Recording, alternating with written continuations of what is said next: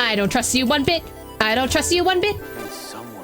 Hello, young ones. What do you need? Oh, we're here to see Jet. Is she around? Jet? She's here. Why are you looking for her? We're friends. Friends? Oh. He's mentioned you before, I think. Something about a brave and reliable young man. You hang around outside for too long, I see, to be making friends with rich people in fancy clothes and such. Rich? Rich? Me? Me? Weird flex, buddy. You think I'm rich? I have money? You think I have the goods? That is, in fact, incorrect.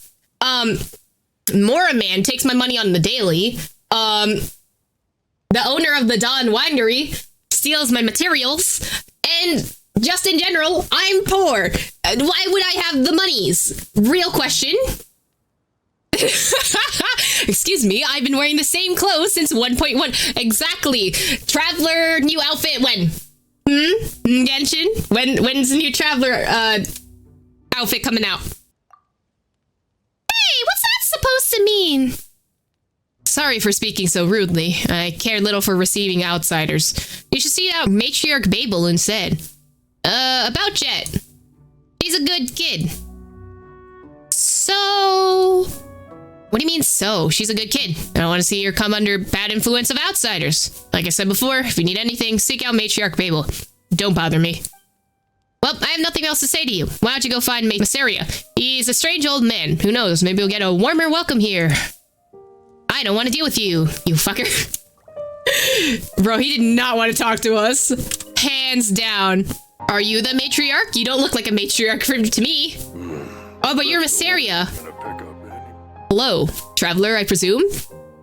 How do you know my name? It's been 5 seconds. Shh, let me guess, you're here to find someone, your friend, yes? Jet's a good girl. Glad she has a friend like you. Thanks. An avocado! Thanks! Anyway, if you don't mind a little advice, you look like a real killer that you do. But companions? Those will prove to be your undoing, your fatal weakness. I don't like what you're insinuating, my good sir. I don't understand what you're trying to say. Then considering my words but a breeze in your ear. Matriarch Babel's not back yet, so you can talk to Yufton. He's right by the creek where we raise crocodiles. You can't miss it. Y'all raise crocodiles? Y'all raise crocs? These are my crocs. Hello, Yufton. Oh, he's got a little hat and everything. This is so cute. I like this one. Hello, stranger. What do you need? Oh, you... Okay. I'm Jet's friend. What's going on? Oh, the matriarch told me about you. You're a good folk. If you're looking for Jet, she's still out there. Please, go meet Matriarch Babel first. She's been waiting for you for a long time. About Jet. She's a good kid. And, okay, everyone's just like, she's a good kid. Are we not gonna... We're not gonna say about the whole, you know... The dad... totally unaliving himself to save the kid, or maybe she's traumatized. Has she seen a therapist? You know, I feel like therapy would be good for everyone in this place. And she's made friends. She's very happy and talks like little antelope. I am very, very happy for her. It's getting busy up there. Matriarch Babel has returned. Okay, you should probably meet her. Please don't keep her waiting too long. Okay, I don't like that everyone's kind of just, but like, she's a good kid, but like, not in like, in the excited tone, you know, it's very like, oh, she's just a good kid. Like, that's, I feel like they're hiding something and I don't like that. So if I show you the crocodile jerky, oh, he's sleeping. Oh, who wants a good little pet? Oh, who's a good boy? Yes, you are. Yes, you are. You're a little good boy. Oh, you're so cute. I would get yelled at by Tignari. Oh, hello. There's many people over there watching something. Is there a ritual? Oh, hello.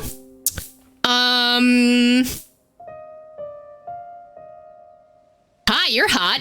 Oh, Jet suddenly appeared.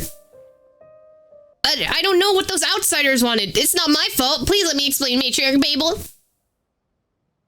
Oh, she's gonna be a reoccurring character. She got the pink hair. She's a main character indeed. Please, please, give me one more chance, Matriarch, my lady. I'll prove my loyalty to the Tanit. Please believe me. I would gladly offer my life. Silence. She who knocked your teeth out can also remove your tongue. No, please, please don't. I don't understand. If you're willing to give your life for the Tanit, why are you still standing before me alive? Another thing, why did you address me as my lady? Don't speak the language of the Snowlands. I do not care for the sophisticacy of the so-called civilized world. There's no such thing as my lady here. And do enlighten me. What makes you think I'm not your family anymore, but some lady? Your tongue is tainted with outsider poison, your mind stained by their gold. You cannot remain here. I shall speak no further. Lead him away. He was once one of us, so you know what to do. The weeping man is taken away, leaving in an uneasy silence. He's dead! He is so dead! He has been unalived. He's gone. There's nothing to him left. After a while, the crowd begins to disperse, making room for you to see the matriarch. What just happened? Whatever it was, it sounded scary. I hate to be on her bad side. My apologies, children. I was a little distracted. I forgot you were there. I'm terribly sorry that you had to see that. I'm at fault. As the matriarch of the Tanit, I'd like to make amends. No need! You know, what with the teeth and tongue stuff and all? We're simply meting out our punishment against a traitor. All the same, I'm sorry for having given you such a terrible first impression as a matriarch. The city has its laws and the tribe has its rules. Please do not pay it too much mind.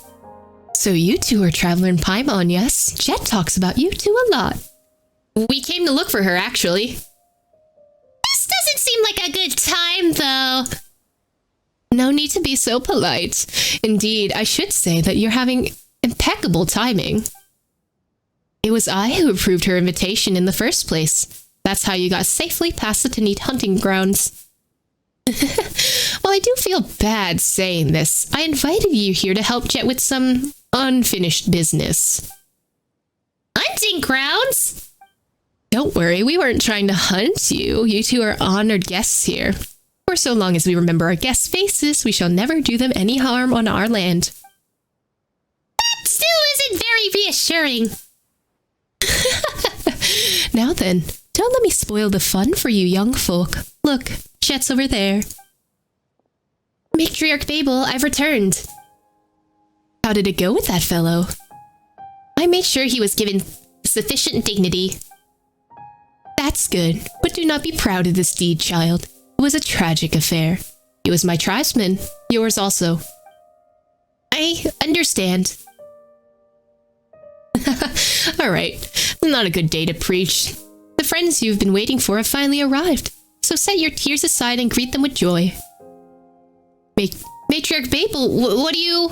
Long time no see. Hey, Jet! We're here to see you! Traveler, and Paimon too, you did really come. Thank you, Matriarch Babel. I should have gotten mad at everyone about it. Now, of course I'm happy to see you all together. Whatever it is that you wanted to see or do, I've already approved it. You can put those doubts to rest. A word of caution, however. The road ahead of you will be fraught with danger and intrigue, so be on your guard. Please stay safe. Matriarch Babel, Zerareek has sent me to deliver a message to you. Understood. You'll excuse me, I have tribal affairs to attend to. I'll leave you young ones to catch up. Thanks. Babel hurries away together with the messenger. I feel like that's going to become important later, right? Definitely. You know, if they're alluding to something during the quest, something is going to happen later. Jack, you changed a lot since we last saw you. Good eye. Haven't you, Paimon? So what's the difference about me? You look a little bit more tanned. Damn, Paimon, that's the only thing? Hey! Mouthy as always, huh? You've mellowed out. Is that so? After all we've been through, one probably should mature, even just a little. Traveler's right! You look like you really come into your own! Really? I learned a lot of survival skills here, that's all. Been busy keeping myself alive, you know? Matriarch Babel has taken good care of me after all this time, and I've helped her out with a lot of things. I'm grateful that she's accepted me as a member of the tribe. And have you been doing well since last we met? Did you think I was pining after you like some lovesick maiden? Damn! Damn! I mean, listen, the Traveler has some riz, right? I ship this. Weirdly enough, I ship this. Wow, hang on a moment. Where'd you learn to say all that? Aw, and here I thought I'd get you to blush. I'm kidding, I'm kidding. All the boys in the tribe are like that. Talking nonsense like this, it's annoying. They can't beat me anyway. To be honest, it's been tough living. We're all looking out for each other, helping each other out, and so we can all survive. Defensive much, Jet? Exactly. Very tsundere of you, Jet. Still, the first days were rough, and I occasionally thought of the days back when my father used to teach me and protect me. And to think that I used to find him annoying when he was around. But the good old days won't put food on the table today, and Matriarch Babel and the rest of the Tenant have been taking good care of me, so it's better to look ahead. Since the Tenant have accepted me, I'm learning to make myself more useful to everyone. Anyway, let's not dally. I've got some errands to run, and since you're here, why not join me? Whoa, is that what you do with old friends? Listen, Paimon, running errands with friends is fun. Like, you just hang out. You know, you chill, and then you do errands. That's it. Sorry. People are just busy sometimes, you know? Let me think. Yufton needs help feeding the crocodile, so let's go there first. We're gonna feed the crocodiles? Wait, I just pieced that together. We're gonna feed the crocodiles and maybe have her hand bitten off. Hey, we're here to help you feed the crocodiles. I'm here, Yuten, and I brought my friends, Traveler and Paimon. Hello, Jet. Have you finished your business? Yep, and that's why I thought I should come here to help you out, and brought my friends along to boot. Thank you, Jet. You remembered that it's something I needed your help with. Back when Elder Blado was around, you used to pester him to feed the crocodiles together with you. Loose lips sink ships. Alright, here's the food. The meat's fresh. Take it. Okay, let's go, Traveler. Is this a date? Is feeding crocodiles date-worthy material? Come with me. Don't let the crocodiles bite your foot. Where are... Oh!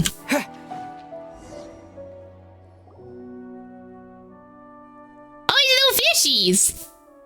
Feeding crocodiles is pretty easy. You drop the meat, they follow the scent, and they feed them themselves. By the way, your matriarch seems pretty fearsome. Oh, you mean what happened just now? Well, it's nothing. You're just dealing with a traitor. I tracked him through the desert for like half a month before bringing him back alive. He was crafty and plenty fierce to boot. I had to knock some of his teeth out to subdue him. Ugh, my hand still hurts. Wow, that sounds scary. So be careful what you say around me in the future, Paimon? Oh. Watch your teeth, Paimon. Don't be so serious. We're all friends here. I'm just kidding. Unlike the rainforest, the crocodiles here are more docile and much smaller. They sacrifice a lot to adapt to the desert. Where else am I supposed to feed the crockies? Oh, it's further north.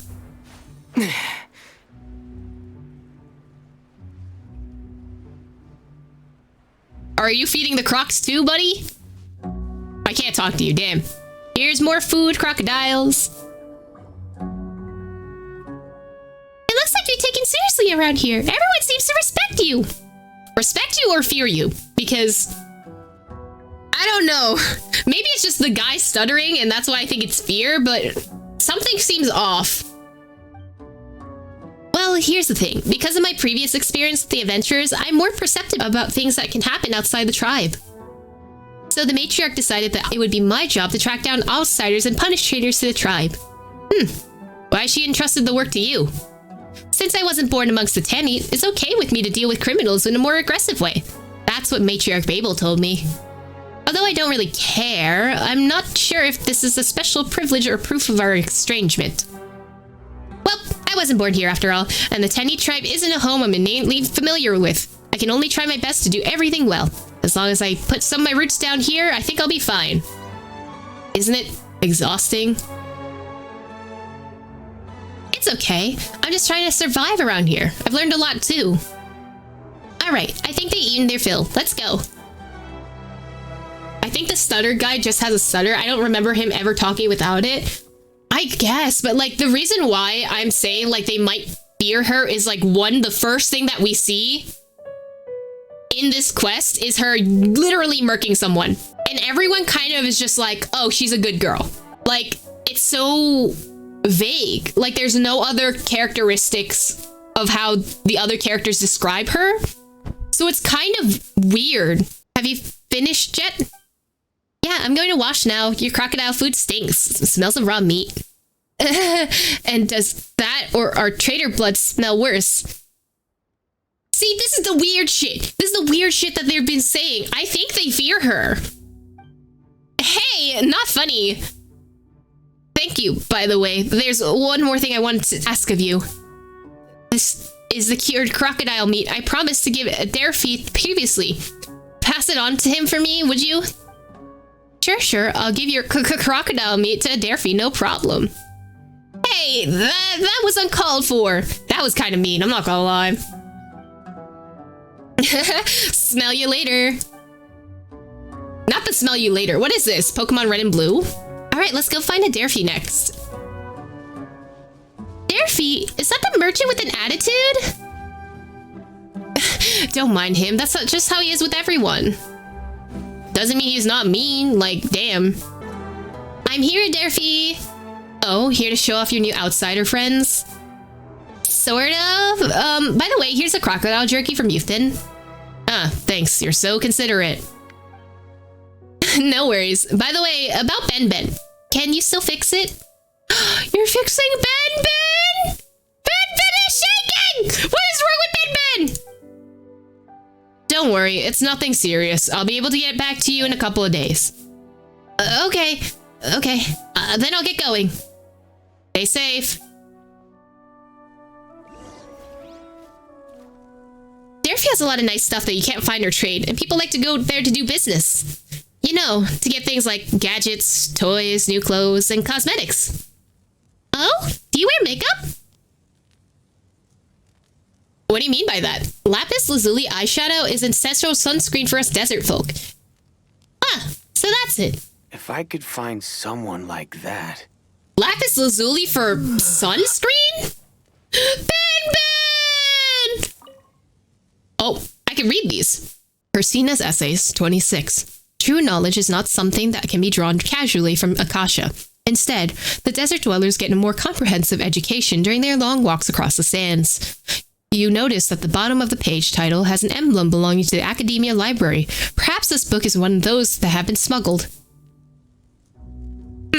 Interesting. What about this one? On Language and Rhetoric, Volume 4. A book mangled from how many times it's been read. Seems like it's held quite the rapt audience. You notice that the bottom of the title page has an emblem belonging to the Academia Library. Perhaps this is a book among those that have been smuggled. Poor Ben. Ben, you okay? You're shivering. I don't like how it's pulsing, I'm not gonna lie. It scares me. Artifact. Oh. Academia emblem marked contract. In the name of the eternal oath of friendship between the Queen in the Garden and the Queen of the Rainforest, Matriarch Babel Tanit chooses warriors Aziric, Asker, and others salary. No money per day to escort the researchers Jazeera Yassar across the desert to provide protection from all other possible conveniences for the inspection of ancient machinery. Client, Jazeera Yassar, Kwashtar Desur. Signatory, Babel Tanit, Matriarch of the Tanit tribe. Contract pay, 500,000 Mora, 100,000 advanced salary, and 50,000 as a confidentiality fee. know what? That's a lot of fucking money. Oh, there's a lot. Okay. The Akasha no longer seems to be popular in the city. It seems that some change in the upper management has occurred. Rumors are rife that Azir, the Grand Sage, has been disposed, and those bizarre merchants who clung to its coattails and those of his lackeys have lost their executive franchising privileges. It seems that trade between the desert and the city may improve in the future. Many books have bans on them rescinded, but a small minority of seminal academic texts still require one to jump through some special hoops to obtain. For us, the Tanit, this is good news. We are now no longer needed to resort to smuggling and obtain knowledge. As for the aid plan that the matriarch has been quite concerned about, it seems that General Mahamatra Sino, who has a big role to play in recent events, will be in charge of it, but mostly because the books that they will provide for free have to do with basic education and are limited to use to us. Considering that we of the city folk have been at odds for many years, there are many reasons to suspect their motives for sending researchers to us. These snooping city dwellers are no different from those of yesteryear, just looking to disrupt our lives and make profit for themselves. And if they should show an interest in the ruins of Gurubad and the Eternal Oasis, interesting, this can only bring harm upon our tribe. As such, Matriarch Babel, I urge you to give some thought on the manner of which we might deal with the latest intrusion from the academia. The independence and unity of our tribe and our sister tribes and our ability to resist external forces are at stake here. Interesting. So it's kind of just like how in like the 1900s, how archaeology and like, not archaeology, there was another one, anthropology, how essentially anthropologists kind of just disrupted a lot of the lives of while they were researching different tribes during that time. I mean, now anthropology's changed so that, you know, you're not supposed to directly interact with them, if I remember correctly, but it seems that the academia is having a little bit of a little crisis right now, similar to that. Running here and there really works up a sweat. Are you always this busy? It's fine. I don't like being idle, actually. But look at me. I didn't invite you guys here so you can run some errands with me. Well, so here's the story. Matriarch Babel recently agreed to let me bring my father's remains, and those of my mother to be buried in the Eternal Oasis. Oh? So that's a real place? Paimon thought it was just a myth! Well, the last time we parted, I was so lost. Honestly, I didn't know where to start looking for it. Matriarch Babel, however, seems very sure that the Eternal Oasis lies in the middle of the desert. Interesting, so she doesn't know either. The Tanit tribe holds the never-ending sandstorm at the heart of the desert conceals the Eternal Oasis. Unfortunately, that area has been sealed off by the tribe as a taboo place. No one can approach it except scouts on patrol. Taboo? Is it dangerous or something? Yes, some of the older folks believe that the ancient spirits roam there, hungering for souls and flesh. But that's probably just a myth. I don't believe it. Why has Babel given you special permission, if I might ask? Because that's sus.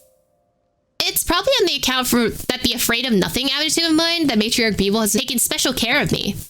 And it might also be because I'm a half-outsider, so I'm able to forego some of the taboos that the elders valued. That's what I think anyway. Basically, I can bypass the taboos of the elders and explore the eternal oasis. That'll let me fulfill a long-cherished wish of mine and secure the future of the tribe too. They believe that this is where the secrets of the Mistress of Flowers lies. Oh, the Goddess of Flowers? If these secrets can be discovered, they'll give the tribe a new lease on life. I know that this is my duty and honor, but I've been thinking and I've been getting this feeling that I should invite you to witness this with me.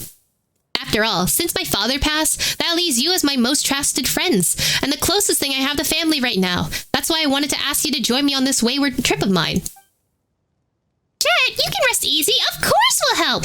We won't let a friend down. Thanks so much, you guys. First, we need to go to the ruin of Gurubad to look for this Ginny fragment thing. I don't quite understand it, but the tribe stories say that she's the only one who knows how to open the way to the oasis, so we'll have to find her. And, that's all I can tell you, really. So I think Azir can tell you more. So, shall we go? I guess. He seems sus as hell, but sure. Why can't you tell me anymore? Aren't we buddies? Aren't we friends? You know, old pal? Friendo? Let's go. Okay, then, we're off. I have so many other things I want to say. Oh, so you can't say it while you're in the village? It's a good thing you were able to come. We're glad too, Jet. There's so much we'd like to tell you, but where do we even begin? I know, right? There's so much we all want to say, but now that we met, where should we start, huh?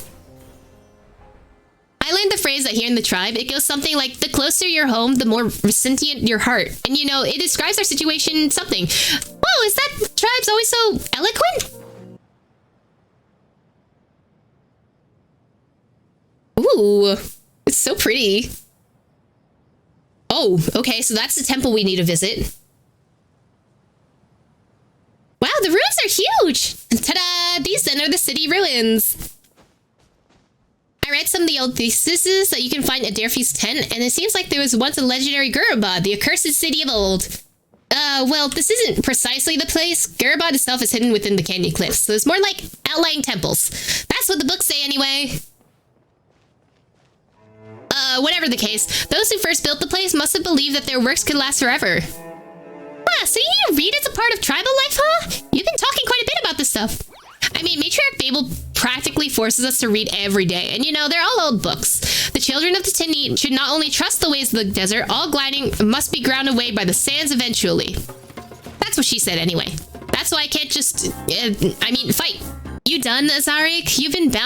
You've bound your head up so tight that even Allah Armar himself would have had trouble peeling your skin off. Who knows? He might even laugh at you for being a scaredy cat. Is that how you talk to your elders, little wildcat? Have you forgotten your actual business here? Or about how someone's been waiting for you half a day? Oh, and someone tanning themselves in the sun and having a drink or two passes for business now, does it? Woe thieves who make false accusations. Just you watch. Maybe I'll stick that clever little head of yours upside down in the sand. Maybe that'll clear it. I ship them. Rubbish, you haven't even beaten me ever since you taught me how to wrestle. You two get along well. Yeah, we've never seen two people start slinging mud at each other the moment that they meet, quite like you do. Well, this is Azarik, senior of mine in the tribe. He's like my older brother, and he's been a big help. Well, never mind, I don't ship them anymore, damn. Yes, she treats me like a brother, and we get along better still. And she didn't like hanging out with ladies more. Oh, Jet, your preferences, okay. Okay, Jet. Oh. It's okay, Paimon, you'll learn when you're older. And so what? You have a problem with that? All right, whatever. Traveler, was it? Take good care of her for me, huh? You're pretty good, but she likes charging into danger like a wildcat. Well, Zach, correct me if I'm wrong, but I think you just said something bad about me. You'll see. Oh, you'll see. Okay, I think I get the gist of things. There is a scene, Jet is very much lesbian, and then she's also into Lumine, so this is something I can't experience because I'm not a Lumine. Damn. Don't you fret. Traveler is a real experienced adventurer. Things will be fine here with Jet. Leave it to us. What am I, a child? Yes. All right, let's talk business. Matriarch Babel has asked me to guide you into these city ruins. I'll lead the way, so follow closely. Oh, so that's what that was. That was the first we've heard of what we needed to do today. Well, it wasn't all that convenient to explain our objective back in the settlement. Matriarch believes the walls have ears. Our objective here is to find the fragment of Mother Jinn. We need it in order to be accepted into the eternal oasis in the desert's heat. The Jinn were the familiars of the Queen and of all oases, so it would be natural to accept their presence. Their powers are also intended to create fertile lands amidst barren sands. Matriarch Babel needs the aid of the Jinni to restore fertility to our tribe's soil, which will maintain the health of our herds. Also, this particular Jinni still maintains her intelligence, so we should be able to pass through the seals of the Eternal Oasis with her aid. What do you mean still maintains her intelligence? Are the Jinni similar to like the what's it called? The Sealies? Like, were they once a race that were powerful and existed before the cataclysm and stuff like that, and then eventually devolved or something? Yep, what he said. All right, so that's that. To enter the ruins, we need to handle these mysterious devices first. Oh, those are easy. We've done that before. For example, the one seems to be able to blow sand in a specific direction, although I call it something more akin to breaking a seal, really. Whatever the case, even though the method to unlock them has been lost, some trial and error on my part has shown that heavy impact can change direction it's facing, creating runes that flow. That should rid us of those annoying piles of sand. Okay, you are explaining puzzle and brain cell not working for puzzle. You can try changing the direction it's facing by hitting it. I think we can create ruins that flow and thus clear the sand pile blocking our path. Why am I not doing it, you ask? Sorry, but we tribespeople have some taboos about this mysterious stuff. Can't be too careful and such. Fair, understandable. Hit. Oh. Okay. Hit. Okay. Okay, so it doesn't interact with me. Oh, there we go. It do in fact blow away the sand. Alright, I guess we start this. Hello. Nice! We'll know what to do next time we encounter this type of device. Nice, the gate's open. Let's explore. The temple's safe. I don't see any enemies. Monsters are dangerous devices. There's just this big thing. How interesting. According to archaeological records left by people who came before us, as well as stone slate that Adelphi got from within some ruins, this big object over here is the main device that keeps the Mother of the Jinn sealed. Just from basic observation, I say it's connected to the machine next to it. Perhaps they can be made to move in tandem somehow. Ah, so we need to unlock this one by the side here to move the big object in the middle? That's about right, I think. As for what happens afterward, I think we'll just have to cross that river when we get there. Funny, I don't see any rivers. Knock it off, Jet. So I think we need to just repeat what we did at the gate. Let's crack this device open, shall we? Is there some problem? I did see this large device in some really old theses, but this is the first time I've ever seen one up close. Okay, start. Oh. It blew away one part of the sand. What about the others? Do we need to activate them? Well, the machine has started and the sand pile is gone, but the main device hasn't responded at all. Huh, did it not work? Wait, Traveler, you're the only one here who can use the elements, right? Well, what I mean to say is that unlike us, who need to borrow the power of ancient spirits, your elemental abilities are innate, yes? Yes. Yeah, that is the case. So what about it? Why don't you try touching this big thing over there? What if it turns out to be super dangerous? Don't worry about it, Paimon. We touch all kinds of crazy things in the past. Say that, but we should be careful all the same. I'm gonna poke it. I'm gonna touch it. I'm gonna touch it. Oh wait, I should probably talk to y'all first. The records I've seen tell me that neither the mercenaries who came here nor those who used man-made delusions were able to activate this device. But if you were to try... I'm sorry, did you say delusions? Huh? Did I? Think you might need to clean your ears a little. Desert winds carry sand to them a lot, so I hear. I don't like you, you're sus. Don't worry, I got your back. Or, so I say, but you should be careful all the same. Just tell me if you think that something's amiss. Okay, so I'm kind of curious because they mentioned the whole, like, we can only use the power of the gods type beat, like, of elemental beings that possess us. So I'm kind of wondering, right? We already got the explanation of how Sino got his powers.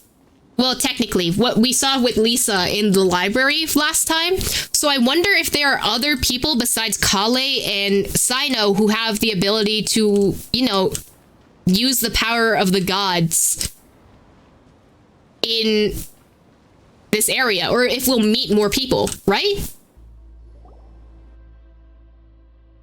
That's what I thought. Looks like the device earlier moved now that's charging circuits. Looks like it's showing us the location of 3 other devices too. Suppose that if we go to these devices, we'll be able to activate all these seal breaking machines and clear out the sand piles in front of us. I think that's how it is, judging from my previous rune delving experiences anyway. Wow, you sure do know a lot. And you, Paimon, thought you were just some guy in a trap somewhere. Hey, give some man some respect, Paimon. Oh, sorry. What do you even mean by that, Paimon? I'm a tribeswoman myself. All Alright. Enough chit-chat. Let's follow the directions we've been given and look for the other 3 devices. Let me think. Let's start over there. How do you know that we need to go this way first? Ha! A desert dweller's intuition, perhaps? You're too sus. You've been here before. If we get lost, it's on your head. Relax, both of us are here. If things go bad, we can fight our way out. Or flee to safety. Still wonder, Zeke. You always seem to know things that we don't, and you taught a lot about us too. I guess that's why the matriarch favors you? It's not a big deal or anything. It's not like we're all a bunch of stolid hermites or something. We have our own circles to walk in, and I can't read the rest of it. Oh, so that's how that is. These ruins have some thick roots sticking out from them from time to time. Strange. That indicates this place was far more human than now, and first abandoned. I can't read. By the way, the spring deep even within the canyon. I'm hazard to guess that's all that's left. You know, it sure would be nice if Ben was with us. I can't read. Ben, Adelphi's still trying to figure out what's wrong with it. Flee. But I have faith. It'll be back in action before you know it. Records of Gurubad, Part 3. His Majesty Perezavan, the spirit of victory, has been lax of late in the presence of his fate, King Deshret. The temples and carvings have not been maintained in some time. As priests, we believe that the shrinking of the oases, the deterioration of the harvest, and the rise of the brass mask hearsay all find the roots of this lapse in faith. Failing in one's faith is tantamount to failure of the morality, and moral rot leads to a nation of chaos. We urge the High Priest to remonstrate with His Majesty in this time. As for the dissatisfied citizenry, clergy of all levels should spare more time and effort to teach them to love their neighbor and to help maintain order, rather than to pursue these baseless fantasies to prevent the stirring of trouble from nothing and destabilize of society. Much of the content in the middle has either become blurred or is missing altogether. Either way, the sections are indecipherable. King Deshret no longer answers the cries of the High Priest, disposed ill. Queen Shirin has ceased to be seen at court. His Majesty Pervezravan has not asked after her whereabouts. Perhaps the folk tales of the Demon Queen may yet be true, or perhaps it may be possible to exaggerate the title and turn folk gospel to better ends, such as suppressing the spread of the brass mask hearsay. What the heck is a brass mask? Here's my theory right now. It's a really crackpot theory. I think King Deshret and the Goddess of Flowers, you know, worked together at one point. I don't know if this is confirmed or not, because I don't remember. I feel like they both yeeted themselves after the whole, you know, destruction in the desert and the forbidden knowledge situation. And that's why maybe both King Deshret and the Flowers of Goddess, Goddess of Flowers are gone. So it's kind of just like, maybe they were conspiring together and they fell ill to like the forbidden knowledge, right? Brass mask is a mask. It's made of brass. You're so right. Wow, it's so cool. The water's so clean. Let's make a camp here. Rest for a bit. Hey, make sure you dry yourself first so you get dehydrated very quickly once you get under the sun again. Sure, I got it. It's said the destruction of the city is not a deed done from without, but ready to revolt from within. Most of the damage was done to the interior. Perhaps it was a slave revolt or a civil war between priests. It could also just be a work of long years of repair or the Weenut activity, right? Weenut? I doubt that much, at least. Weenut don't dare touch these ruins. And if these elders... Alright, enough of the ghost stories for now. Let's keep going. Let me read! Oh my god! Hell, we're back at the temple. Well, next up, let's get the issue of the large device at the center squared away, shall we? How are you not dizzy from all this looping around? No, for real. I'm dizzy. I don't like this. Bink bonk. A lot of the ruined areas we've encountered on the way show signs of man-made damage. There must have been unrest here, or even a war. I'm no researcher, so I can't really read the patterns in these markings, but I doubt that the fate of this temple was a peaceful one. The books say that the Gurubad was destroyed with a searing fire in the great anger of the Jinn. The Jinn? Perhaps, but it looks more like the work of a mob, soldiers, or perhaps even tribespeople like us. But who knows? But we can think about that later. I think this big guy here is our more pressing concern, no? Indeed, perhaps the other chambers are all structured like this one. Let's look around again, shall we? I don't want to. This is a lot. All right, I'll mark our path. Ah, Mark? Paimon didn't see you did that. We use scented oils made from weenut larvae, planting it to mark our path we must tread. So that if we do get lost, we can just follow our nose to find our way back. Now, I'll have you know that our wildcat's nose is very sharp. We hunters wouldn't get very far without her. Stop saying all that stuff, Azeric. That's right, you blockhead! Stop bullying our little wildcat! He was complimenting her! Look, her fur's standing on end. What's weenut larva? I know what weenut larva is, I don't want to ask. Look, her fur's standing on end. It's not. How tsundere of you. Okay. Haha, lesson's over. Let's continue on to the next device. Let's go this way. Not that I'm scared or anything, but the way you just decide on which way to go by intuition alone. Oh, come on, there's no need to worry. Oh, part 5. What did I miss? We got part 3 and now we have part 5. Records of Gurabad, part 5. The 3rd and 4th honor guards have not sent word for a long while, and the dust birds sent to them have not returned. Perhaps this is due to the ubiquitous thick smoke. It must have scared them all away. This is the 13th day of the Great Revolt. The temple guards have resisted 4 charges this day alone. These people were dressed in rags, but they bore brass masks. Some of them wore masks made of wood or paper painted in color. Some holy statues were destroyed, and all of the statues of His Majesty Parvisaran, were toppled. Despite the construct forces defeating them time and time again. They have retreated for now, but will almost certainly be back. King Deshret is the god of war and order, but his temple now trembles under the footsteps of these furious people. The Annex temple is burning, and the high priest was dragged away. Haba found him while investigating the area, but not all of his parts could be recovered. Perhaps they were fueled by overwhelming hunger or anger. General Hiros has gone to see His Majesty. Perhaps this is the last time we shall see the mighty Parvisaran give a royal order in this person. So there was a revolt. I see. I can open this. Bada bing, bada boom. I'm stuck here again. We can turn that on.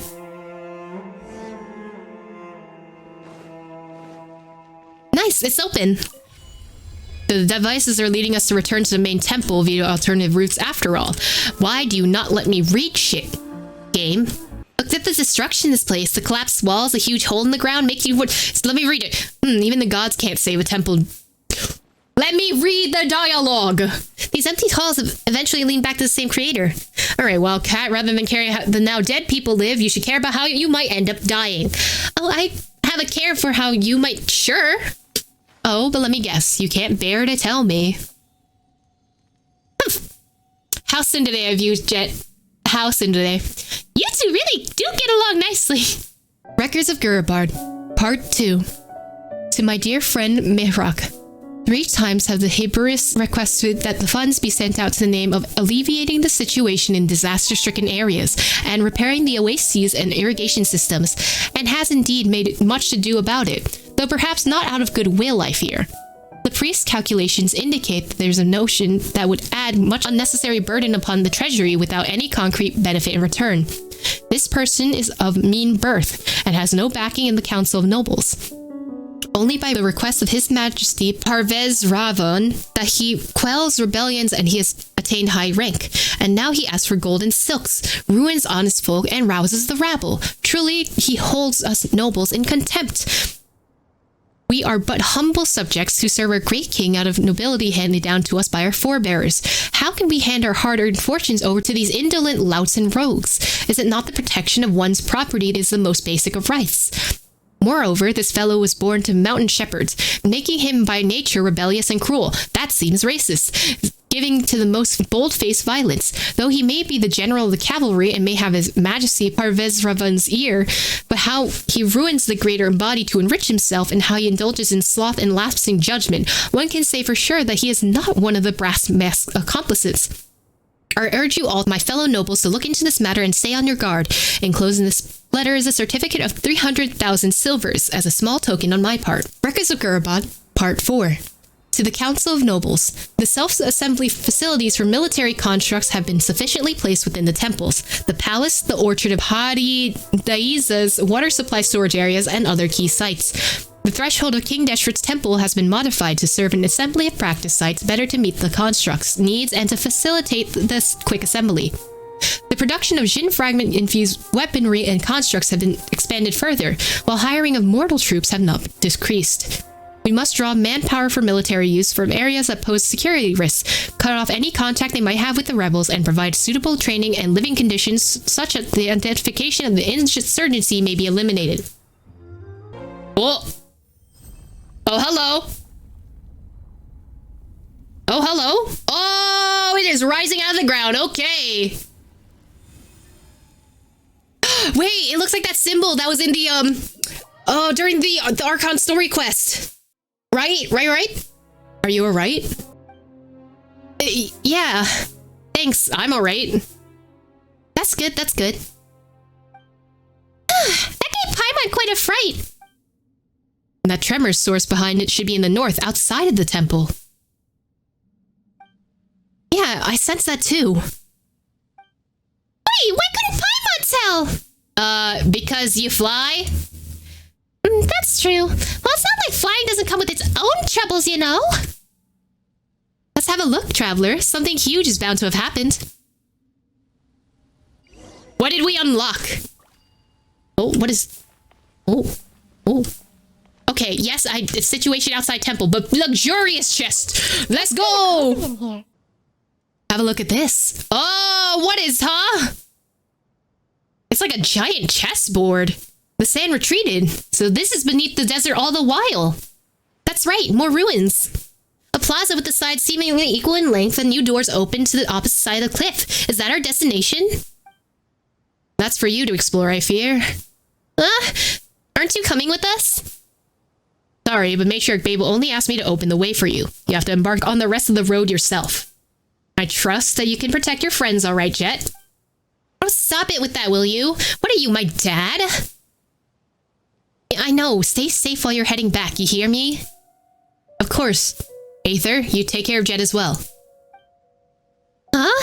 Is that why Azira just up and leaving on us like that? Isn't he gonna go deeper to the ruins with us? He's gone as deep as he wants to go, I think. The ruins are a cursed taboo place to us to meet. The tribe's quite sensitive about that sort of thing. But since I count as a half outsider, I have no qualms about going further. And anyway, you can't expect me to let you guys down. And did you ask us to help you find this Oasis thingamajiggy anyway, right? We're with you to the end! Thanks. Let's proceed. Yep, don't worry. I'll watch your backs for sure. We call this canyon the Great Rift because of the maw in the earth. Pretty funny name, huh? There's a legend in our tribe. They say that the days of the Queen Nabu Milikata was the verdant land ruled by giant giants. But later the foolish gnats grew vines and reached up to the heavens in order to listen to news of the heavens. Divine punishment came down to them as a result, and the earth swallowed up...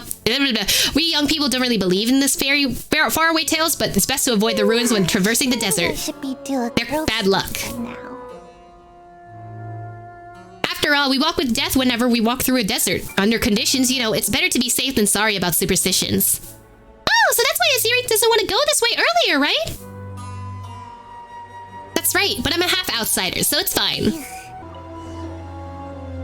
Alright. Search the temple ruins, sure. What's in here? Dirt and dust. The blood of outsiders is not mixed with that of the tribe, so in many things I tend to represent... And since I've already been to lots of places that are bad luck, they were fine with sending me to explore this place. Please let me read it. Wait, aren't they just ostracizing you? Well, no, the tribe's just like that. They treat me very well, but I have an outsider's blood. That's all there is to it. They sound like... It sounds like they are, futile. discriminating against you because you are an outsider. The book says under the influence of the Jinn through the land of the barren desert, it would grow as verdant oasis. Hey, look at that! Isn't there something shiny under that big tree? Could that be the Jinni we're looking for? Careful, Paimon. We're not sure if this place is safe yet. Also, it looks like, you know the old Vanarana tree? It looks similar to that. Hey, why'd you stop us? The thing we're looking for is just up ahead. Shh. What is it? Why did we stop? Look behind you. We're not alone. Oh, Oh, hello. Ah! Check the shining object. I don't think we'll have any more trouble now. Let's have a look at this mother of Jin, shall we? I wish they would let me read this dialogue. Please, why did you do this for an important lore story quest? Oh, so that's where everyone was getting this little, like, bottle floaty thing? It's this quest? Hello? Are you... It's a bottle, and it's floating. So are you like a pet or something? Oh, I touched it. Oh, hello? That was a bad decision. What did I do?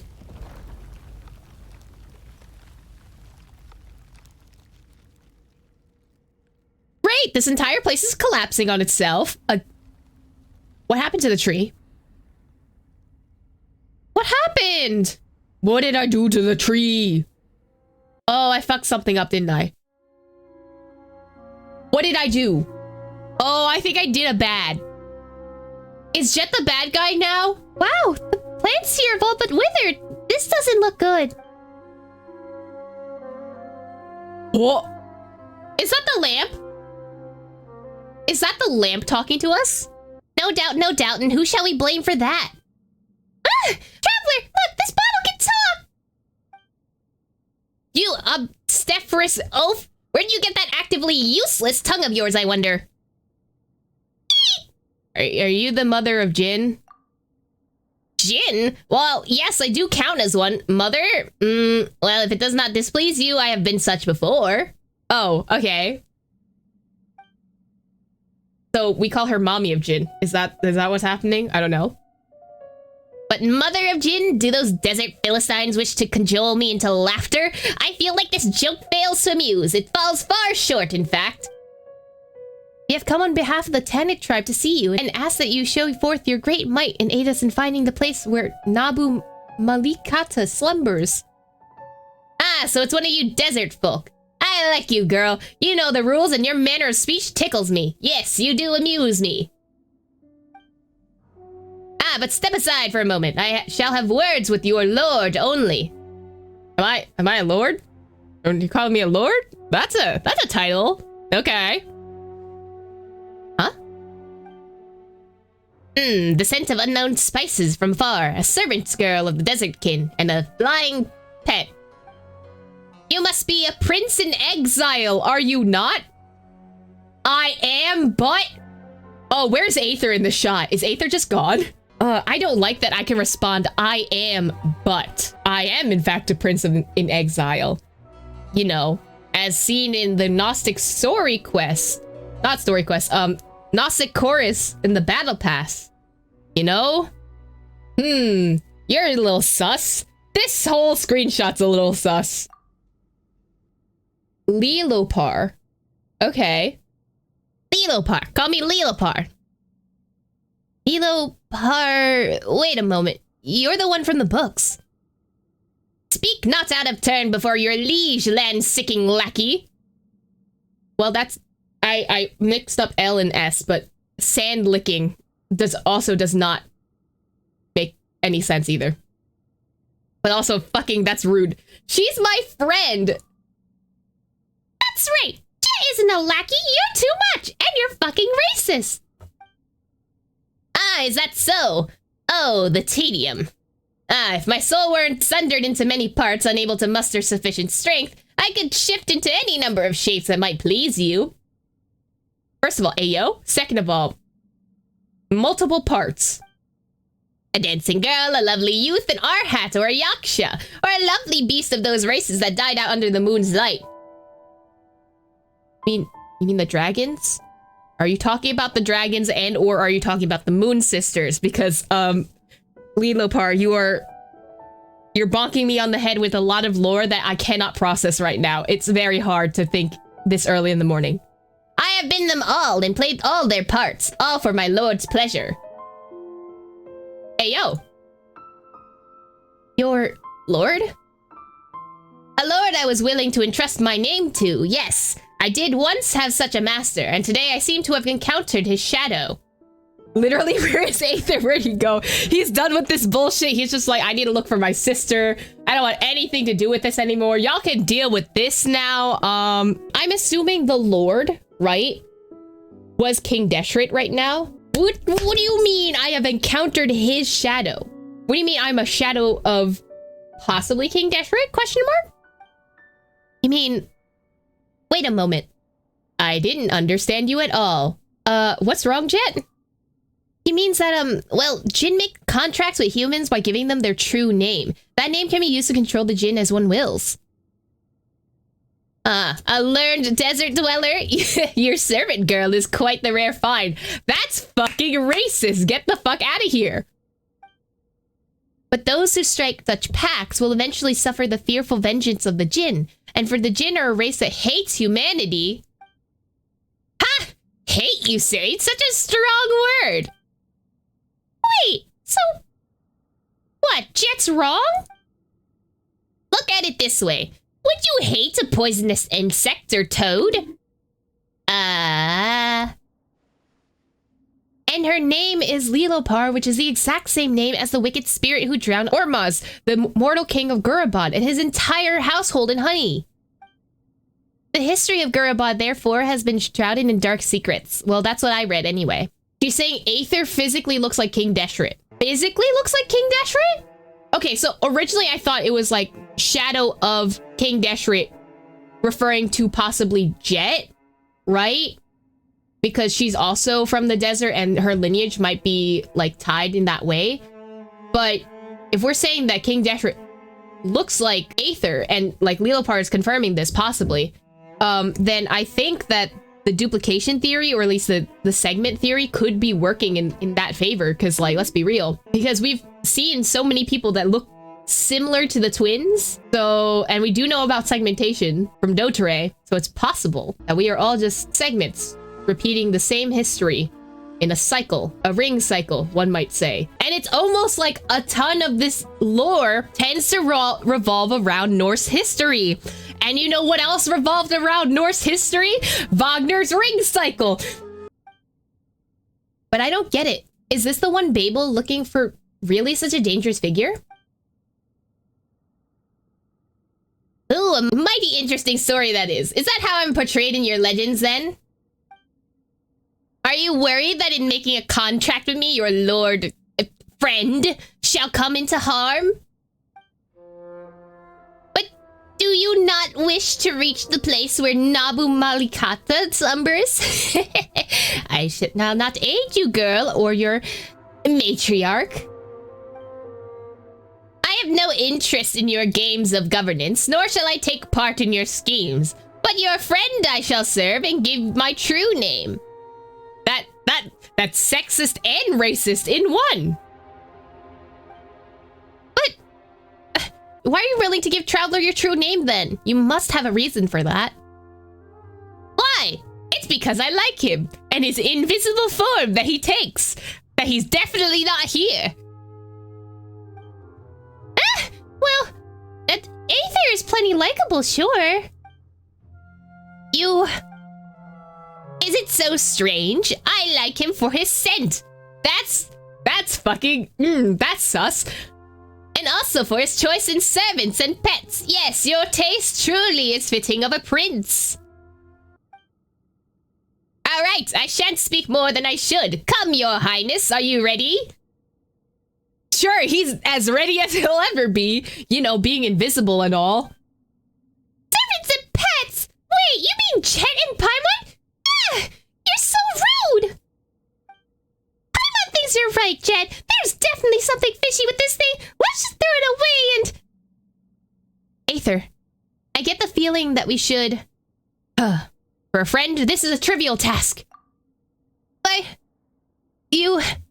No, never mind. If this is your decision... Ah, you're so very cute. Well then, your highness, place me by your ear and allow me to tell you my true name. Aether! Don't worry about me. The invisible me that does not exist here. You say so. Do as Lilopar says. You place the magic bottle next to your ear. You hear a soft chuckle and then someone whispers something of unspeakable elegance and gentleness into that ear. You're told of things as unknowable as the night wind, but you understand every last word nonetheless. Then the voice fades, and you feel something cold on your auricle, like a viper.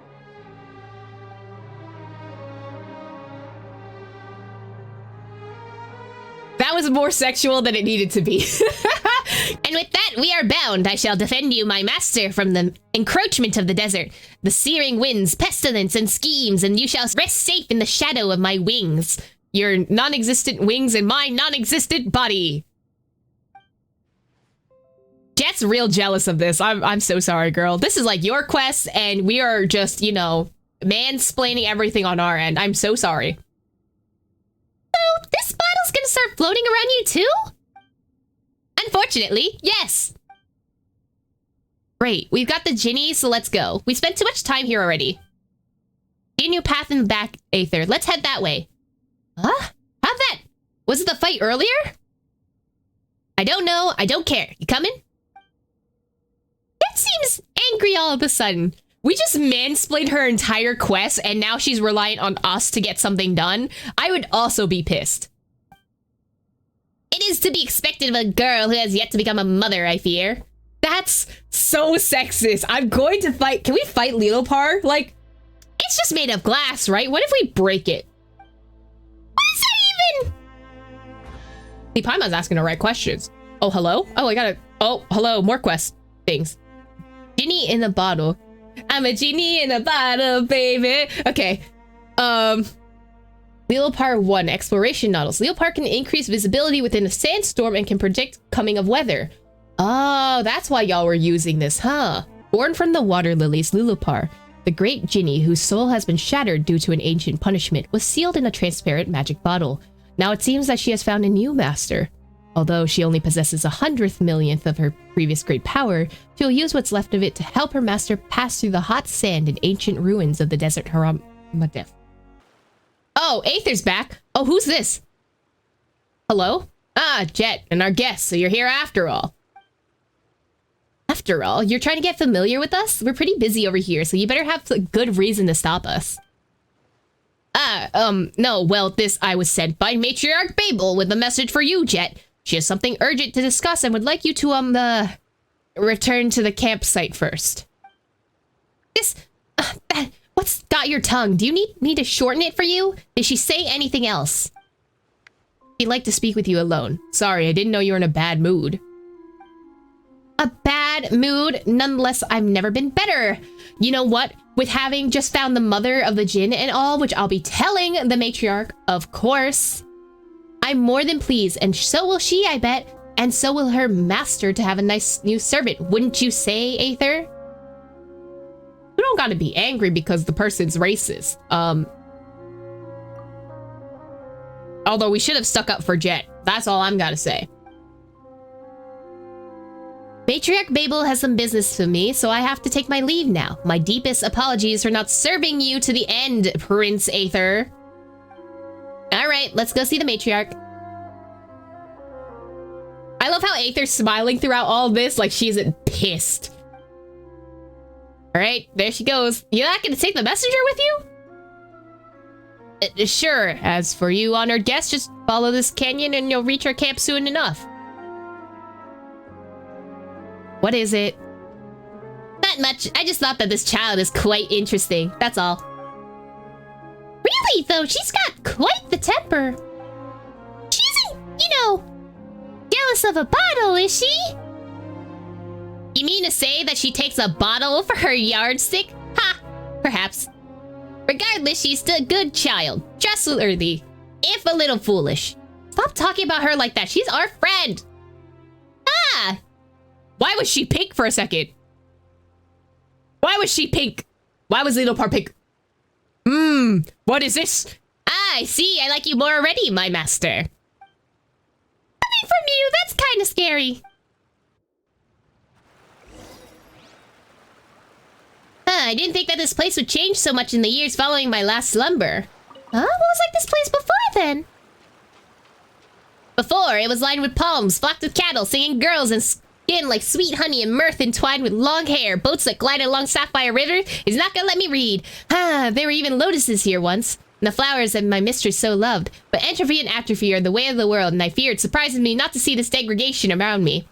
Oh, but you're still a bottle. You surely know a whole lot. And I surely can't fucking read anything in this place. Because it doesn't let me actually read during the quest. Hoyo! How dare you! Wait a moment, my master. Something is amiss up ahead. Do we really want to pass this way then? It matters not. This is the path we must take in any case. What did you sense? I'm sure, my master, that you too are able to sense the wicked intent ahead. But if we might discover who it is that ambushes us, we might yet turn the tables on them. Things may indeed be perilous ahead, but you, O mastermind, are the one who I have entrusted my fate. I shall go forth with you, and we shall face any obstacle together. Just relax. Aether's super strong, and no matter what, he'll still have Paimon, right? Yeah! Sure! Hark! What did you say? Prepare yourself, master! Hey! You guys! Aren't you Jet's buddies? Hey, come on! Don't scare Paimon here! Why aren't they replying? Well, if this is what it's come to, do not forget to leave one alive, master. We may follow that one's flight to find his allies and servants, and thus destroy their nest in one fell swoop. So what you're saying is... Propagate! What you're saying... Can't catch me! Is that... Okay. I don't think Jet is the mastermind behind all this, right? Because clearly she's working under Babel. Bye! And Babel seems to have other reasonings for us. I don't think Jet... As much as she is pissed, I don't think she's the one pulling the strings here to murk us. That's right, that's it! Flee, fly, you mongrel! Come to the pursuit, let's find out more! Calm down, would you? You're scaring Paimon. Up ahead. It stinks of ant lion opening up a trap wide enough to receive its guests. Alas, if I were whole as I was 1,000 years ago, I would have cleared the path for you in an instant. Aether, look, they left footprints! Where? They scurried into the waters, hoping to cleanse any suspicious scents that clung on to them. Let us follow those footprints and move against the flow. They must have sure something. Let me read. May this testimony that we have provided the material support required for this ambush and robbery. As a token of our friendship, the gift shall be sent via specially arranged Sumter Beast caravan. The Tanit tribe sends respectful greetings to the Afia tribe. May peace follow you, and may spices fill your storehouse. Wait a second! The Tanit tribe? That's Jet's tribe. That means... were these guys hired by them? Oh-ho, so the desert people have learned to use books to keep records. Well, I suppose my awakening has given rise to fresh sights after all. Wait, what were they intending to do here anyway? Who knows? Most importantly, they were our foes. Well, since we have found one part of a paper trail, we might as well search their encampment. There, I believe we shall find more clues. I love how they're just like, hey, there's a fucking page up here, go get it. How do you know that that's definitely the case? Toads do not lay one egg at a time, and centipedes and scorpions huddle together in the damp shade. You and your creepy analogies again. Whatever the case may be, we no longer need any of them in one piece. Let us proceed to the next encampment. Pathfinder's log 4. Okay. You who come after us. If there was a prayer in praise of the night, then I would sing it fourth strain in memory of the misfortune. For Jabriel who lost his footing. How could one conceive the passing of a cloud or the death of a blowing wind? How might one mark a grain of sand falling into the desert, or a droplet disappearing into the water? I believe Jabriel would be the last. He should have been the last. But who can say? Perhaps many mishaps broke him unexpectedly. Gabriel, so agile and swift, to think that he would fall off the side of the ruins on the gorge. Unexpected indeed. Now I and Samael are the only ones left. Yes, we are the last, this little exploration team. This journey is cursed, but no matter. Soon it will reach its end. Yes, soon. Harafa. Aifa's chief handwritten orders. Make the camp upon reaching your destination and seal the canyon to outsiders. Only members of the Tanit and following tribes may pass. You discover any who carry a Ginny bottle with them, take it. The bounty will be split as agreed. Huh. So they intentionally didn't go for Jet then. How interesting. Now, my master, we need not be hasty. Just let us clear the next camp first. You who come after us. There was a prayer in praise of the night, and I would sing its third strain in memory of the poisoned, for a bead who shall not wake again. Woe unto those spiked trails whose sand dunes that nurture malice. They drag across your throat in the mournful sleep, and thus shall you never again walk under the sun. Rabid was set upon his sleep by a scorpion. It was an agonizing torture beyond words. The venom caused his breathing to weaken, to which scratching about his throat was testament.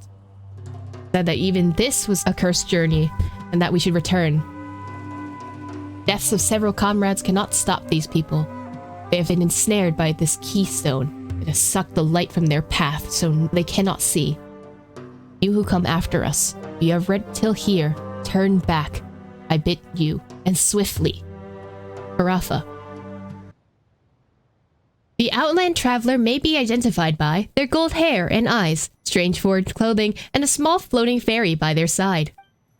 They have obtained a Ginny, take it from them, and if they have yet to, then dispose of them. Contact Adelphi. So it was Adelphi. Someone you know, then? My master, if I may, I would advise that you would review your choice of friends. We have an old saying for this ilk. The only desert dweller is one whose shoulders have been pierced by iron loops. We should rid all of them for now. Let us return. That's racist, but okay.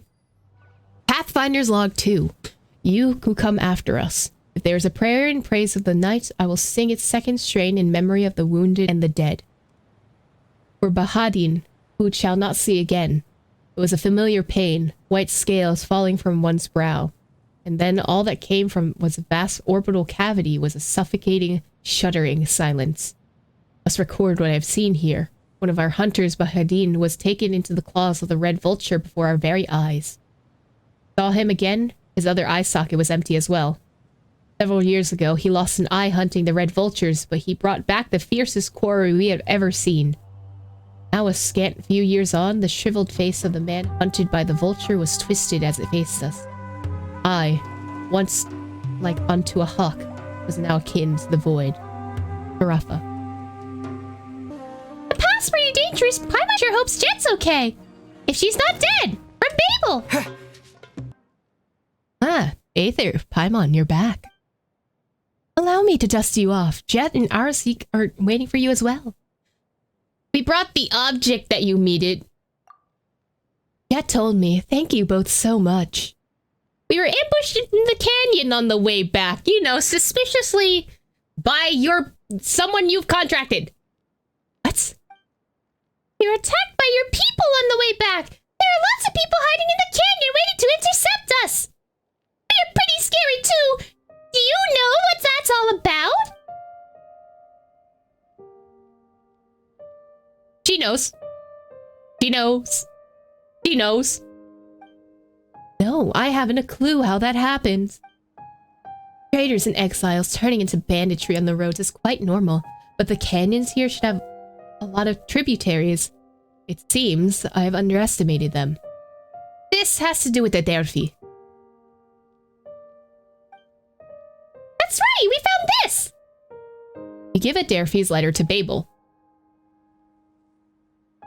Adelphi. This is indeed his handwriting, and it's even signed in his hand. That he is a traitor beyond doubt. But what if he's been set up? Then he has still stained our honor with his name, and will accept his punishment. However, he left the camp some time ago, saying that he needed to go get some supplies from outside. Apologize. I let my guard down. You can be sure that we will exile the traitor.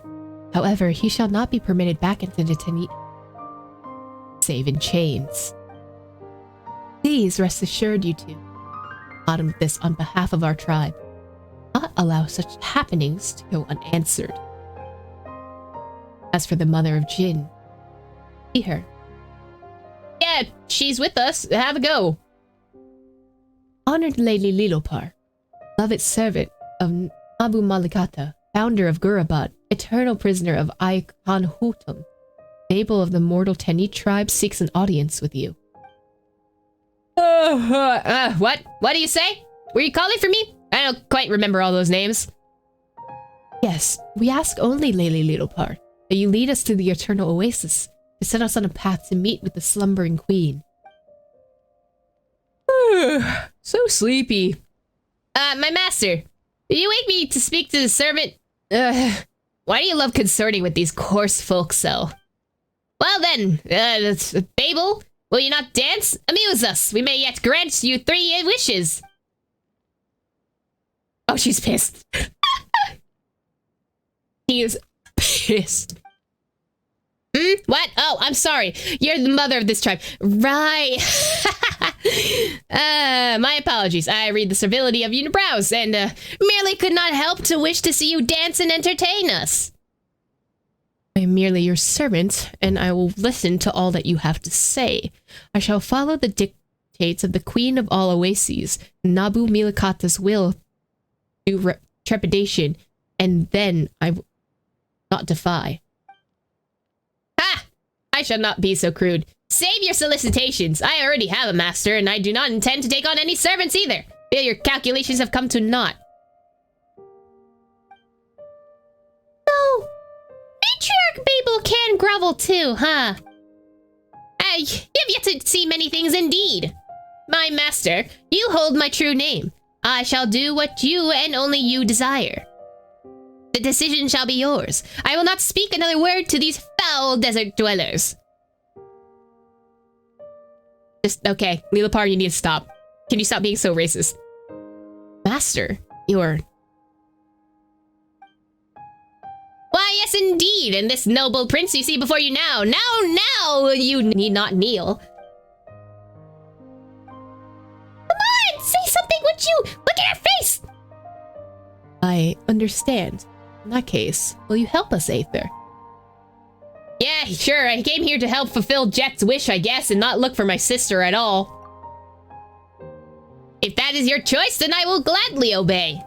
Well then, I shall lend you my aid. A pleasure to work with you, dear desert woman. But a word to the wise, nothing save death can break a contract forged by true names. And I will be watching you on my master's account. Do not think for a moment that you may wield me. I understand. And it is good that you do, Dweller of the Sands. Now then, do not disturb my rest. So, you forged a contract with her. And, yeah, I did it so I can open the door. Yes, I understand. You have done well. You are arrogant, unfeathered creatures, and yet you have managed to bind her. You have surpassed my expectations indeed. But that is well. Our paths to the eternal oasis have been made smoother. So please, Aether, if I may ask something of you, keep Lilopar loyal at all costs.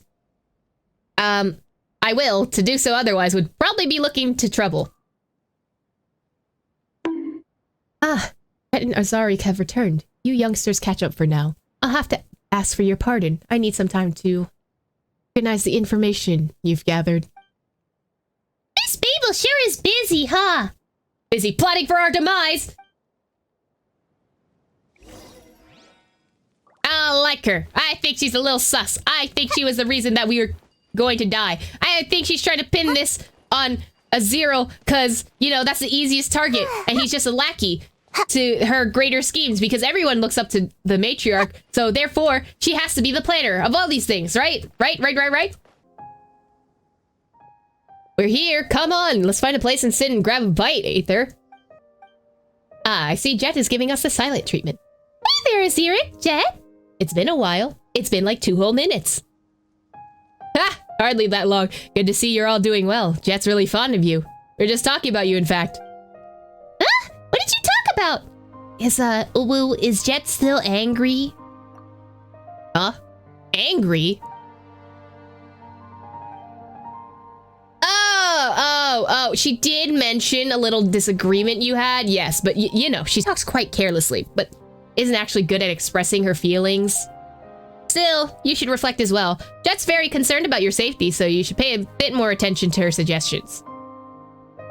Sorry, it was my mistake for leaving her out. I'll bear that in mind. Sorry, it was my fault, really. I was petty. Childish. I knew how important Lilopar was to our mission, but I threw a tantrum anyway. Lilopar says stuff weirdly, and she uses some pretty creepy analogs, and she's fucking racist, so I don't think you're missing out here. But she looked out for us the whole way, so... well, she's different from the people we've met so far for sure, but she doesn't seem like a bad person. She's just a bit racist. Like, really fucking racist. Which, I don't know, I would probably smash Leopard against the wall if we didn't need her right now. But that's on me, okay? Whatever the case, it'll be fine. Aether's important to you, isn't he, Jet? Of course. You're my best friends.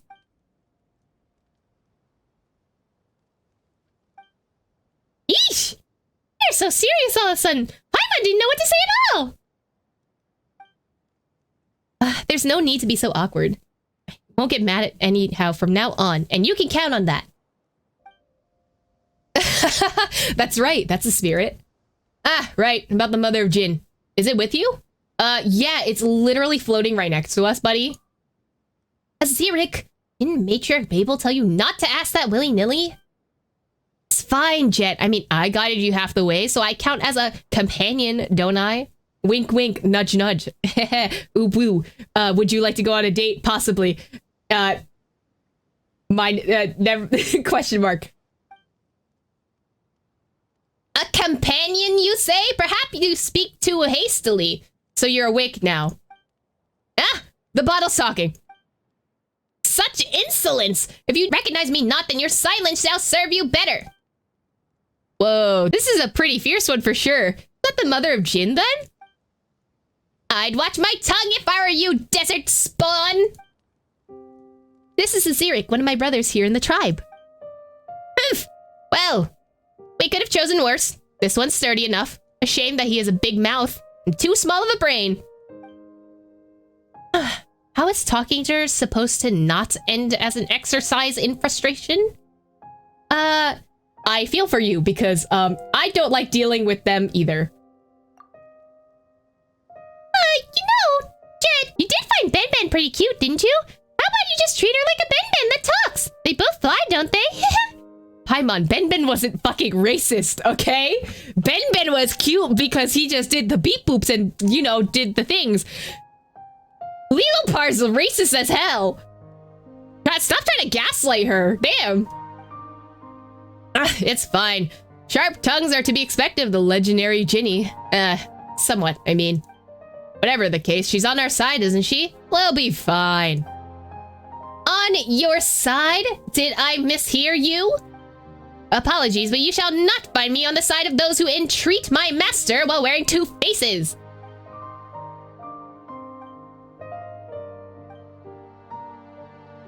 My master trusts you, and I trust his reasoning for that, but I will be watching you, Xeric. Huh, I guess that's what a Ginny's like. It's fine. Right. Did anything happen while we were separated? Just curious. I mean... Same here. Did I miss anything? Well, about that, your tribe fucking attacked me? Tell Jed and Xeric about the ambush in the canyon, as well as... the reading. Please, let me read dialogue. I would like to read the quests that you actually put in front of me. It's almost like you're not letting me read the things that you're asking me to.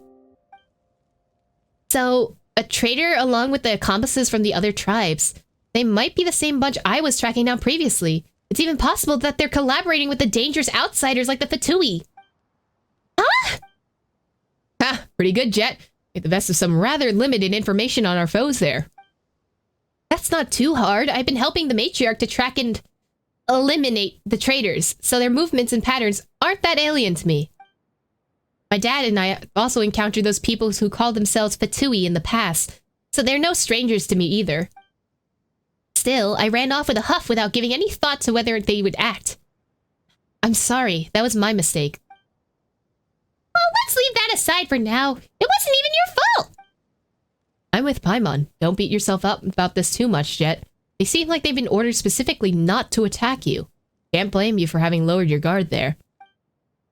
As for Derfy, since he's fled in secret, it's beyond doubt that he's betrayed us.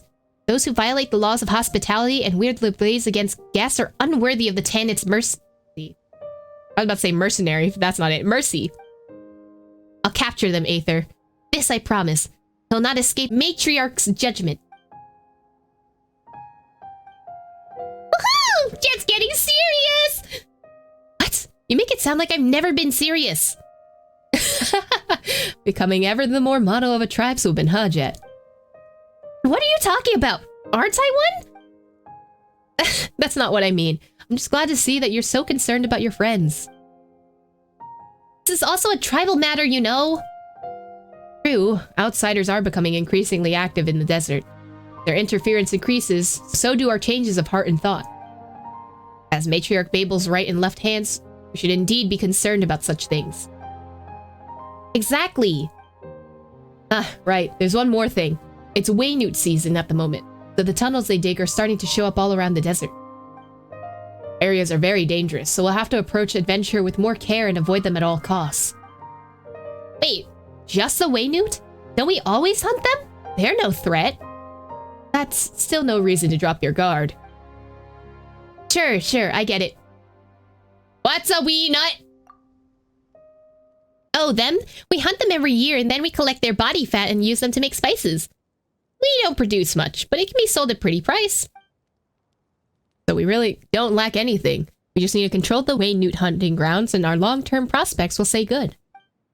So which spice do we get from the Waynute? I don't want to know, because remember how they were just like, oh yeah, we collect their body fat to make the spices. I'm assuming that's similar to like the red pigment that we collect from bugs, right? Because I don't know if you guys know this, but there's like a specific red pigment that's used in like candies and makeup and all that stuff.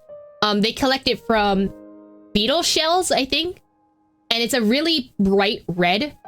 So I'm thinking it's like a similar thing. So they use it for like a coloring or something. City folk love these thick and pungent spices, but ask them about desert folk and they'll tell you a different story.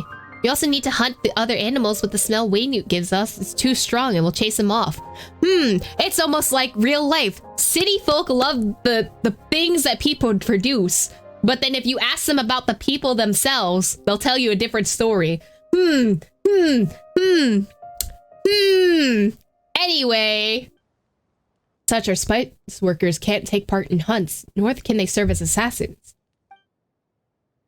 As opposed to the scent of the mature Waynute, their larvae gave us a much gentler scent, which is often used for scent marks to prevent getting lost in caves or ruins. Is that why Alhaitham uses the larvae? That's kind of gross, I'm not gonna lie. You used that in Gurabad ruins back there. But are they really that dangerous? Not really. For you outsiders, perhaps? But you needn't worry about that. We'll protect you. Ah! What's so funny? It's nothing. The children of Apep reduced to this. Oh! Okay, Apep was a name that I kept hearing around the 3.6 trailers. Is this... Am I going to understand lore now? Is that what's happening? Now that you mention it, you haven't said anything in quite a while, Leopard. And I, for my part, was about to ask if you've forgotten about someone. Well then, would you like to hear a story? Yes, story time, lore, please. Sure, as long as you have one to tell anyway. 'Tis a shame how long I've slumbered. I feel I'm not current with the hot topics of today. I'm armed only with some ancient yarns. Will you mind, oh mastermind? Don't worry, I'm all ears. Don't worry, I've covered my ears. And Paimon's covered...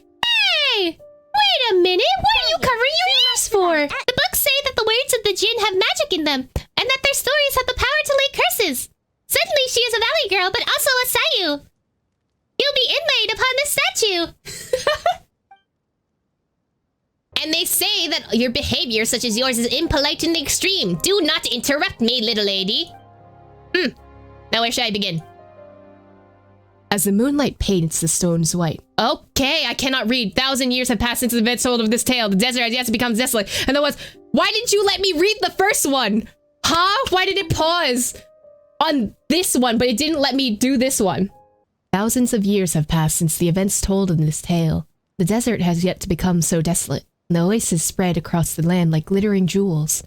In those days, the Jinn walked the earth in great numbers, and they lived within the silver night wind and the flowing sands, in the ripples of unknowable ocean and the pattering of rainforest springs. We Jinn were not ordinary creatures, but we were once the servants of the Mistress of Flowers. We were untroubled by the basic want, nor were we shackled by the material thirst. It was life itself that was greatly fascinated us. The blooming and wilting of flowers, the gathering and scattering of birds. These were the things that held us in thrall. Apart from that, our only true names could bind us. We were carefree so long as our mistresses walked the earth. We enjoyed her eternal paradise, her love, and her comfort. But tragedy would come, and our paradise crumbled as the mistress departed. Our revelry turned into mourning, and all that was good and lovely was violently perverted in anguish. And so we gave Alhalmar our true names and became his servants, for he promised to find us our eternal companion, our true master. Deluded with hope and trust we did harbor in our hearts, and so forsook our freedom, accepting imprisonment within the silver bottles and servitude in this realm. Lost is forever lost, never again to return. But do not think that the Jinn were wanton servants. Only a love bordering upon madness could make the Jinn give their true names willingly, for it was their deep love for the Mistress of Flowers that drove them to embrace the desert from their first. Yet waking to face the tomfoolery of this barren world caused a surly Jinni to fall incurably in love with the shepherd.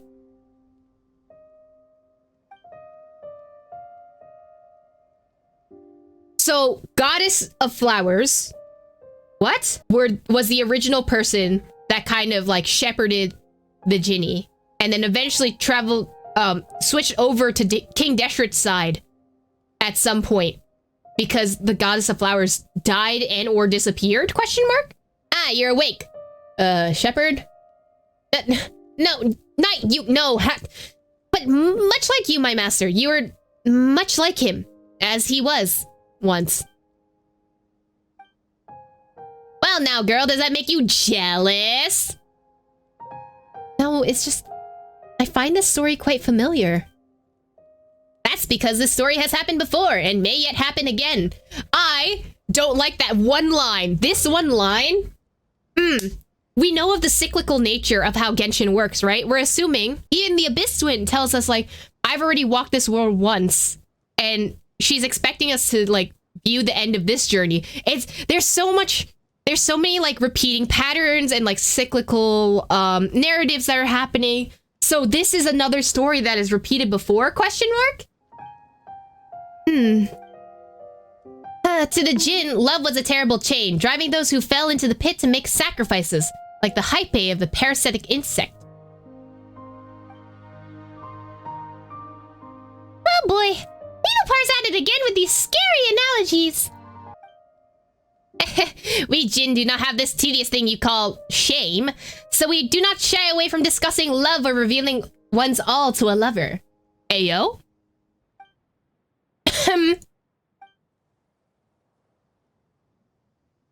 But to the Jinn, this mad love could not be reconciled to betrayal, or else hate and vengeance 3 times greater would sure follow.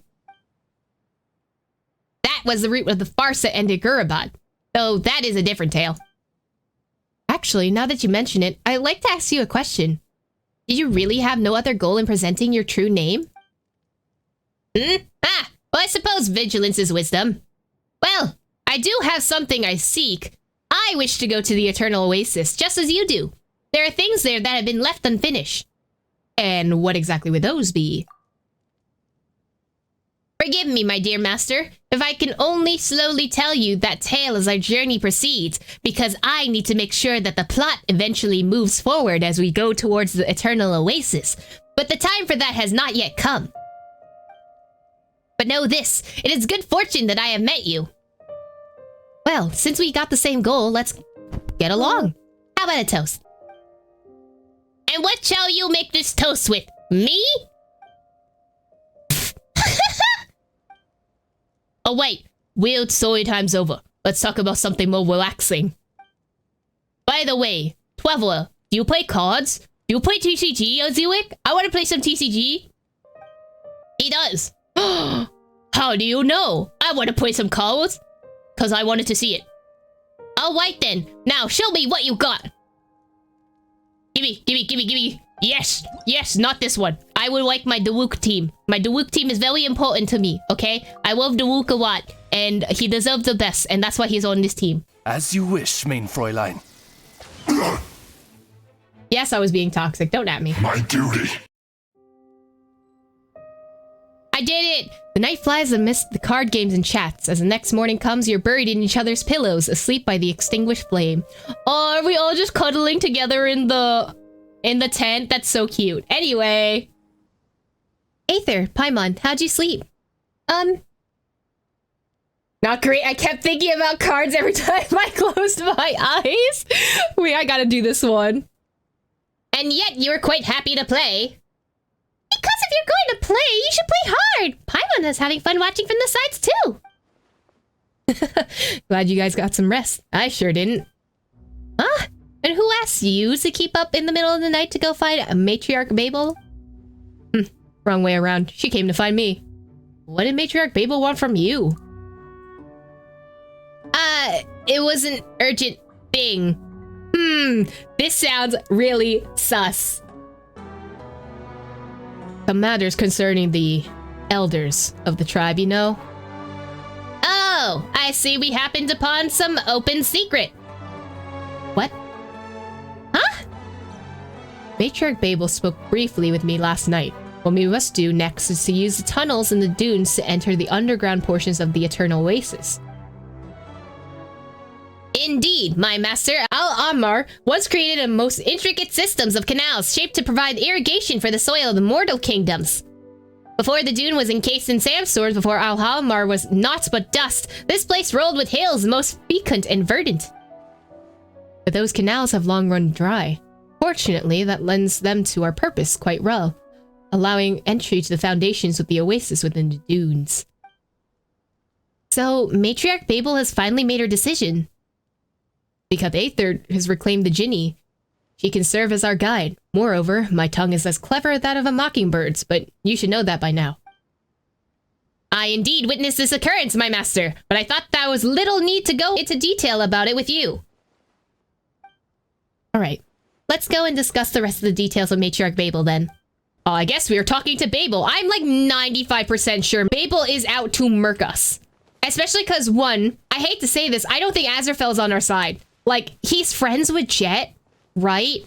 But the fact that he knew that Matriarch Babel was coming and Jet didn't seems like that they're treating her still as an outsider in, like, the negative connotation. Jet's kind of just like, oh, they treat me as an outsider. They treat me a little bit differently, but that's okay. Girly, that's gaslighting yourself to thinking that you're still part of this tribe. While everyone else is just, like, working behind your back. I like Babel, though. Yes, she's hot. But if she villain, it would make sense. Because if villain, why hot? And that is the rule that I stand by. You've arrived, Aether. I hope that our hospitality hasn't disappointed you. Ah, Jet, while you're here, shall I entrust the great task of apprehending the traitor Adelphi to you? I suspect that with the recent spike in traitors within the tribe has something to do with the interference of those who hail from the snowlands. The Fatui? The Fatui? Hello? You mean the Fatui? The Fatui, their influence spreads even here? You're just like those toads where Centipede Leopard keeps talking about. We keep running into them everywhere we go! Initially, they approached our merchants under the banner of trade, and before long they started meddling in our affairs. annoying as it is, the forces behind them are indeed powerful. Prior to the present, we've already pushed the Northerners out of our territory, forbidding them from appearing in our hunting grounds to prevent them from further harming our people. Yet they continue to circle us in the desert like hyenas. I don't know if they seek treasure or an alliance from us. Regardless, they are dangerous. Got it. A return with additional information or a newly claimed life. And information and a newly claimed life. You about to murk another person? Bruh. I understand. However, the Fatui are not the most important segment of today's conversation. Traveler, the task I bade of you today, I believe that Aziric has already gone over the broad strokes with you? Indeed, Matriarch Mabel. Good, but I must warn you that still our path ahead is fraught with dangers. Our scouts have discovered signs that many Waynute may be active in the area. Be at ease, I'll guide them down a safe path. About the Waynute. Waynute are extremely dangerous creatures. Approach them with caution. They may attack you upon being drawn by the genie presence. Speak not to me as if I'm some manner of calamity, desert wench. My master, I'll be alert on your behalf. If you come under assault by these Waynute, I may be able to rally my strength and defend you. I've got your back too, Aether. Whoa, suddenly we got two handy sidekicks. Esteemed Lulupar, after entering the foundations of the Eternal Oasis, we must rely on your power to guide the group. Ruins of the canals may yet hide your fragments. Indeed, of this I am aware, but I'm curious as to how this knowledge came onto you. You learned this from outsiders, did you not? For someone who hates the outsiders so much, You're working with the Fatui, aren't you? I don't like it that it panned between both Babel and Aziric. That's a little bit sus. That framing, very sussy. Ha! Worry not. Robbing a few bookish researchers, parting a merchant camp with the maps they brought with them. These are the tricks of an old trade for a desert dweller. I understand. Thank you for granting me this boon of knowledge. I shall yet lead to old memories and power both. But I'll still be watching you. And that lad of yours. I love that Lilopar is sus of these two specifically, but not Jet! Lilopar, what's wrong with you? Matriarch Babel only organized this expedition to ensure that I can lay my parents to rest. How can you just slander her like this? Jet! My apologies, esteemed Lilopar. I understand your misgivings, and I will endeavor to win your trust. Do as you will. I seek respite. Ahem, very well. Do not let me forestall your departure. Leave as soon as you're able. Alright, what does Babel have to say? Apologies, our business had me distracted. Was there something you needed? About the traders. Let an outsider see the troubles our traders have caused us. How shameful. But worry not, with Jet's aid, Adelphi will soon be delivered onto rightful justice. Oh, yeah, the other dude. Is Adelphi truly another traitor? He's always stained the tenant name. This means that he has cast aside the name of his mother and must be punished. Nations of our cities, tribes too, must enforce their laws. I think you understand this. Interesting. I'm concerned that there isn't enough evidence. Well, you are city folk. It is surprising that you worry about matters such as evidence and suspicions. This I understand. But for us at Tanit, he has always stained the name of— oh yeah, that's the same thing. A good child. She learns our ways quickly and creates trouble with neither grimace nor complaints. Speaking of her, it's a shame that there was an incident between us and her father in years prior. Oh, what happened? I'm just glad that Jet has returned to us, though her father... Suppose we can consider this a delayed resolution. Here's my theory that has no basis whatsoever. I think that Babel disapproved of Jet's dad marrying the scholar, right? Because the scholar was from Sumeru. He wasn't native. and she disapproved of it, and she tried to yeet him out of existence, possibly, and that's why he had to leave with Jet. She likes you, you know. I can tell. So, please don't disappoint her and ruin the friendship that you have. Likes me as in how likes me, because there's several other people in the line of people who like me, you know? About Azirik. He's my son. Though not born of my flesh, I trust him very much. Clever, loyal, strong, ethnically unbending, and skilled in gaining favor with others. Like a loyal wolf to the pack, he has never failed me. It is a shame that he is. If he were a woman, he would take my place. That way I could finally retire and lead the children in managing our Sumpter Beast caravan. I still have Jet. Oh, so Jet is stated to possibly become the matriarch later? Interesting. It's giving me cult. It's giving me cult. Hey, it's just up ahead, right? Look out, Aether. I think you're the one who needs to worry about that. Keeping your mouth shut works better than anything. Mind your own business.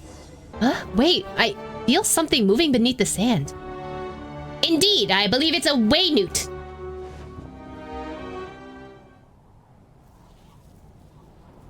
Hello, Waynewt. Are we gonna have to run? Defeat all the opponents. Yeah, sure, fine, whatever. I'll defeat the opponents. Be wary of those things that bury underground. You two, be careful. No talking during combat. Okay, no talking during combat. Is that all? That's just for you. Always so swift with whatever she does. Next, you can keep going to the depths of the canyon. The tunnel leading to the foundations of the Eternal Oasis should be right there. Traveler, beware the sandstorms. In canyons like these, the wind-flung rains sting worse than those flung by the winds on the open sands. Be at ease. I shall protect my master. Let us progress. Well, I'm gonna split for now. You guys stay alert and stay safe. Thanks. You too. Azirik, you're the one that should be staying safe, walking through the desert alone and all. Don't get eaten by a Waynewt. I think he's gonna betray us. Canyon of Kings, source of all power, does the halo of your radiance yet cast sand? What kind of song is that? Why, do you wish to learn? A pity. With my memory in the tatters, with the remainder of this poem no longer greets my recollection. So you're just gonna drop that and then not continue with that? That's fucking rude. How dare you? Oh. Damage records. Ooh. Go on? That's pretty normal. Some people from the various tribes come into the canyon to avoid something, apparently, that won't tell. Jet, let me read your thing. Damage records. 2. O great goddess of flowers, please heed the cries of the abandoned. Carry our souls into your eternal oasis. So is this like a sacrifice point? Is that what we're seeing right now? Is there another note up here? I'm missing one. I don't see anything, so I'm gonna just continue.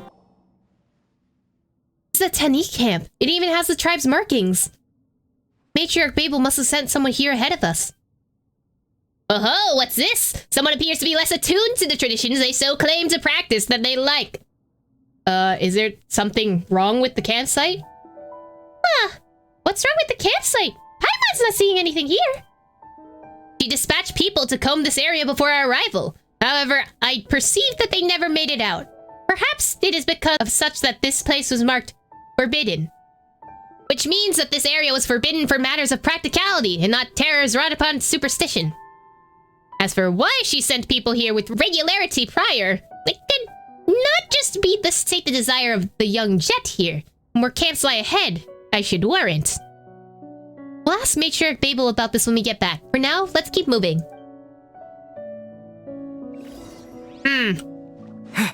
Interesting. Okay, damage records 1. Let's go. Why they did this out of order, who knows? Damage records 1. We were ordered to find the path of the Eternal Oasis, and it seems like we're finally seeing some results. But this is a perilous place. The investigation team has taken serious losses, and our material transportation lines have been cut by storms. We've run out of food. Perhaps we can capture some nearby Waynewt to feed ourselves? The hunting party we sent out was lost in a sandstorm. We cannot risk sending out any more people. Ran out of water. Fled our Sumpter Beasts. Scouts are still searching for a way back. We can only leave our fates to the sleeping mistress of the oasis, if she exists at all. What? What is this? Though I really don't want to act without thinking things through, I have a feeling that if we want to continue, we'll need to activate this thing. But what if it's dangerous?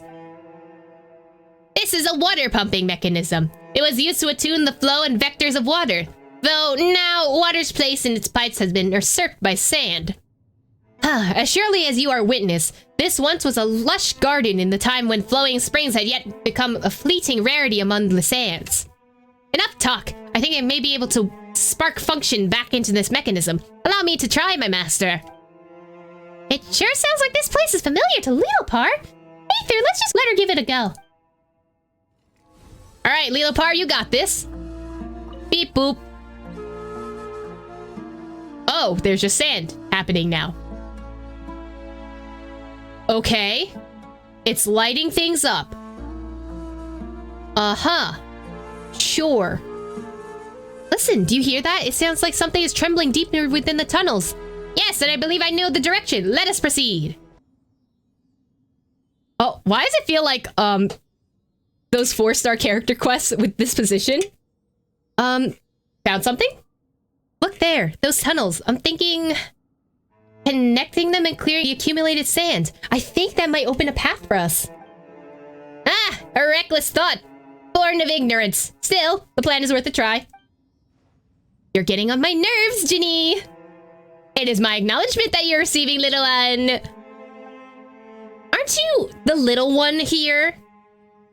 It's young and Leopar small, so the way Paimon sees it, they're both little ones. Says the flying fairy. By that logic, seeing that you're both young and small, that makes you the littlest one. What? Don't bring Paimon into these squabbles! Aether! Paimon's not little, right? You are. Ha! How adorable. No more idle chatter. Jet's recommendation is most wise. Bro, you hated it 5 seconds ago. The path ahead lies beneath the sands. Okay. What? Oh, so it's been buried. It'll take years for us just to dig it out. Fret not. Let us hunt for our mechanisms nearby that might help drain the sand. Sure, let's go. There's so many scattered ruins around here. I wonder what happened. People died, probably. My memories have never come so undone. Perhaps I could offer you some enlightenment. All that unfolded here, all that has not been regarded as a lesson by the sages.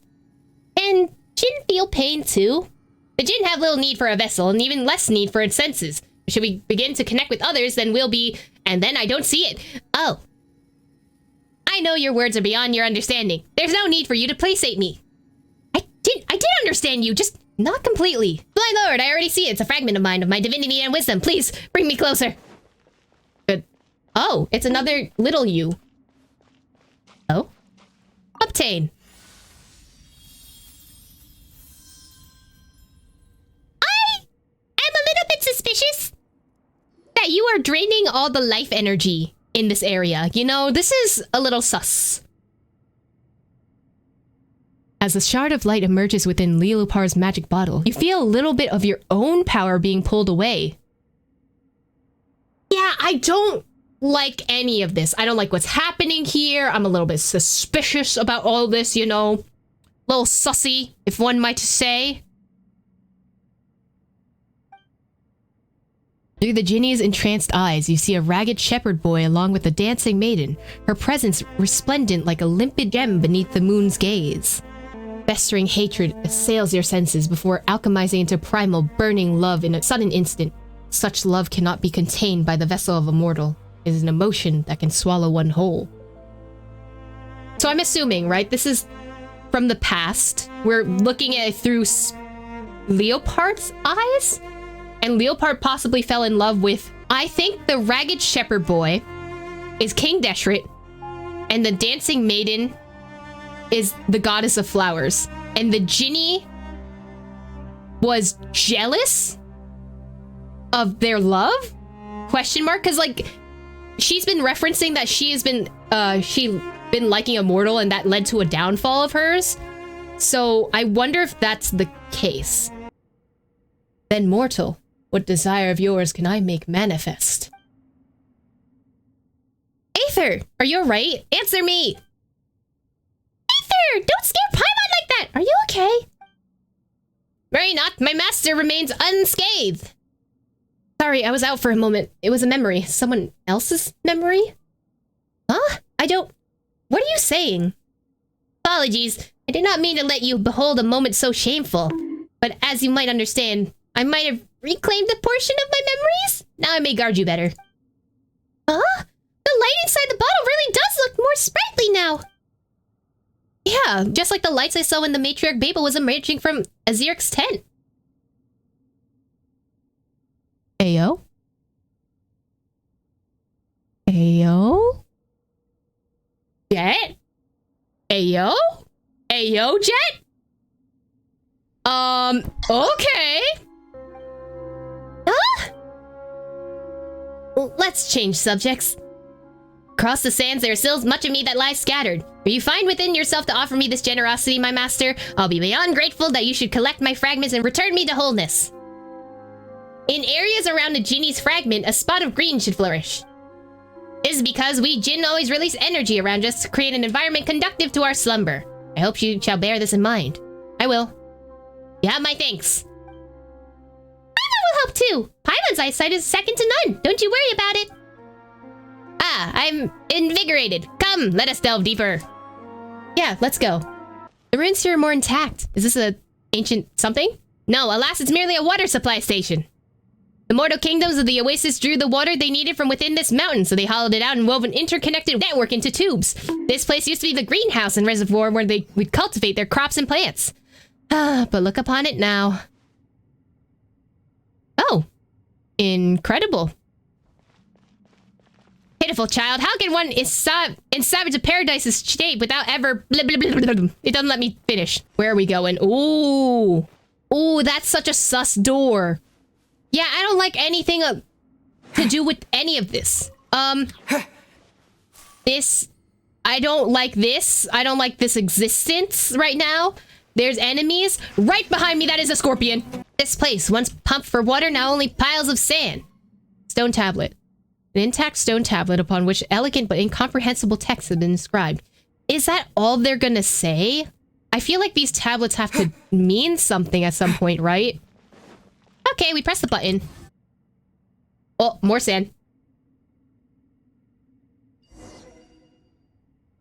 I can't help but wonder what this place looked like back when it was flowing with water. Check the reservoir. The central hall comes next. Okay, we are not going to listen to Lilopar because apparently that's all we need. And I don't like this. This looks like the area where, the Matrix boss that we fight in one of the temples. It looks like that floor pattern and I don't like it at all. Ah, monsters! There's so many of them! What's going on? What's going on is that we attracted them here. Hey, don't blame us! Scatter! You're the reason they popped up. Ooh, why is it so sandy out there? I don't like that wind. It's guiding us through that door. Let's see where it leads. I don't like how sandy that area is. It's scaring me. Yeah, this seems like a bad idea. Deshret's glass goblet. Huh? Oh, this cavern! Was this a place full of water too? What is this place? A mechanism once built to sustain a dream of eternity and supply the oasis forever and always. It was once propelled by water, but's now driven only by sand. King Deshret left his glass goblet here, at the center of this place. The tales speak of him bidding farewell to joy and leaving his cup behind here as a receptacle to contain past traumas and memories. And those traumas and memories protected the eternal sleep of my mistress, the Lord of Flowers. Was that something that happened in your time?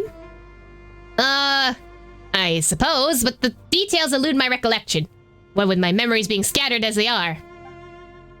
Then we need to head down there and activate the glass. Patience! See how you two are points of entry? Perhaps there are more mechanisms we need to disable. Prithee, have faith in my intuition, dear master. Ah, so how are we gonna get through them now? Looks like all we can do is head back to the surface and find another path. Ginny, can you find another way leading to the other 2 tunnel entrances? I dare not claim to be certain with loose confidence. I believe so.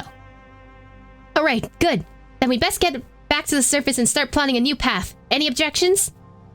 What do you think, my master? Ooh. Let's go, because I think that's the next part of the quest. Alright! You return to the surface with Jet.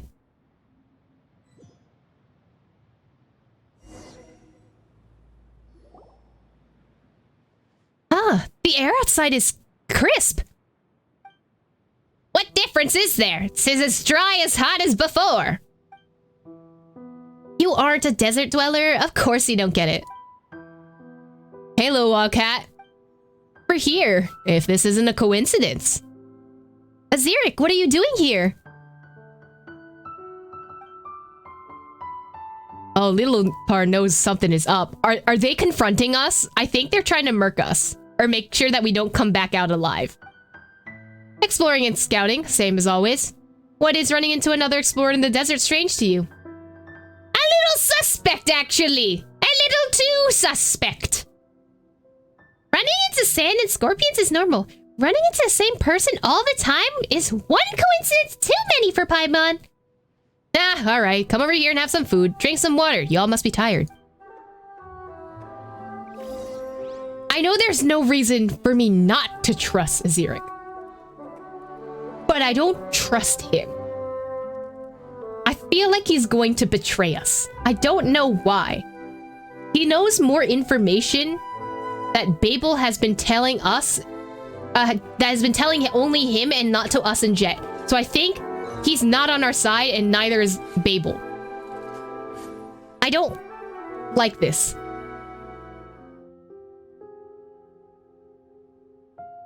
Got any plans after this? You want to come with us? Come with you? You found a path? Don't tell. Of course! Leopard doesn't trust, Aziric as well. So, I don't trust Leopard. But an enemy of an enemy is my friend. So... never mind that for now. The sky is dimming. We should rest. The path will still be there tomorrow.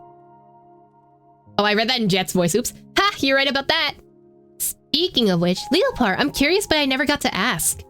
Why do you hate Matriarch Babel so much? Yeah, other than Aether, you've been mean to everyone. Especially Matriarch Babel. Every word you say is always so harsh. What of it? Does it displease you that I taunt your tribe mother so? Of course it does, but I want to know why. Why, you ask? Ha! Let me tell you a story, child! Ooh, story time with Lilabar again. The cold of the desert nights bear heft to its chill, and murmurs of secrets whisper over the midnight dunes fast beneath the silvery fang of a crescent moon. With low voice, the Jinni breathes life into a tale from an age long past. Once, a Jinni and a mortal king found themselves entwined in love, and from their union came children.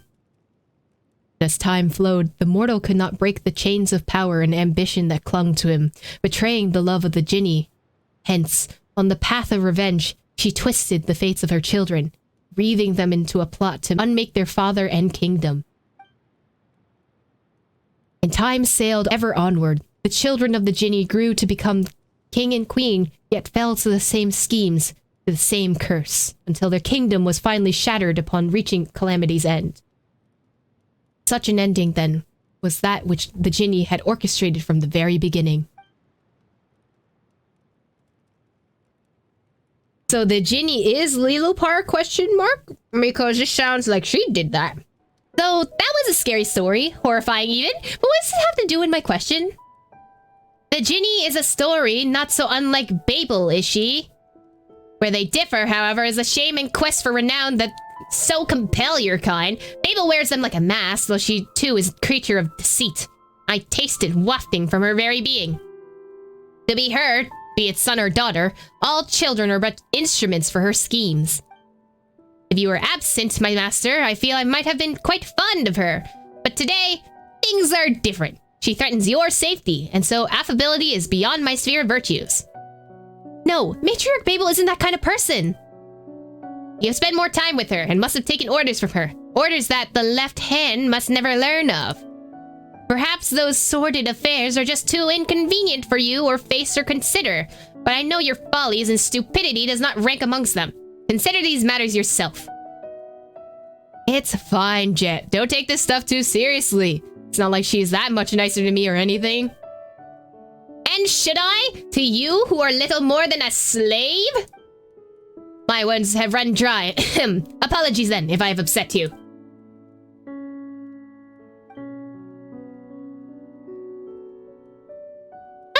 Maybe we just haven't been together that long. Leopard was pretty mean to Jet before, but she seems much nicer now. So, maybe if everyone knew more about each other, we could have a few less misunderstandings and, stuff like that. Yeah, let's talk about something else instead. Sure. What's the matter, Jet? You're looking real distracted right now. Nothing, just continue. Speaking of which, what have you all discovered? Tell me, I'm curious. For someone who essentially thinks that all of this is taboo, is very curious about everything that we've discovered. He seems like a spy on the inside. I think that's what it is. Well, I don't really know how to describe it to you. There are countless ancient pipes leading to the temple inside the mountain, and the legendary goblet of Al-Amar is there too. So the thing was more than a legend, huh? It really exists. What are you talking about? Is that goblet valuable or something? Ah, that's not the actual goblet. It's just a mechanism holding the Eternal's oasis in status. Ah, so it's not worth anything at all? Now Paimon's depressed. Yeah, so that's what we've seen so far. Then, the Eternal Oasis was never far from us at all. Yeah, Dad always told me that he would one day enter the Eternal Oasis and find Mom again. Never thought I'd be helping him make his dreams come true. Oh, Gabriel. Gabriel would be so proud of you. Him? I don't care about him. Dad was a real simpleton. This trip was for me to send him to the place where he belongs. It doesn't matter what he feels about this. You are masking. You are masking like hell right now. I know you care about your dad because you were so distraught when your dad died. This is like a complete 180. What happened? I don't know. Truth be told, I just don't know.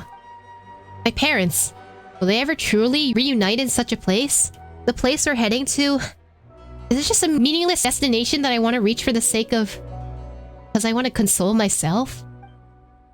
No way! Gabriel would be super happy. You're helping him fulfill his wish after all. Whatever the case, I have you to thank, Aether and Paimon. Thanks for coming all this way to accompany me on this adventure, and you know, putting up with my willfulness. Ever since I lost Dad, I only feel this free when I'm with you. Ayo? Being able to adventure with you once again has been great for us too! So what about me? Cold and alone, abandoned by the fire, chopped liver. No one's talking about me and I need attention right now, otherwise I might wither and die? Stop it, you're my family too. You really showed me how things were done when I first came to the tribe. This little wildcat was terrifying when she first arrived, let me tell you. Her face was like a doll. She wouldn't cry, she wouldn't talk, but after spending some time messing about with me, she slowly opened up. Messing about?! Ayo? Oh, so Jet has moments of silence too? Paimon never thought that was possible! Stop your heckling, Paimon. Don't listen to him. You too, Aether! Indeed, she didn't complain when she fell ill, and she didn't cry when she was hurt. Her calmness was, frankly, terrifying, but with her rage, when it comes, crash, she's just like thunder. What are you saying? Do you want a beating? Anyway, though Jet is young, she's far more mature than most of her age. It's frankly a relief. All right, you're full of it. I practically died out of embarrassment when I first joined the Tanit. The time after Dad was gone, it was like a haze. Anyway, I thought I would never be able to feel normal again. It was all thanks to Azira guiding me, teaching me how things worked in the tribe like a big brother that I could recover. It's been slow going. That's how it was. No need to be modest. Yeah.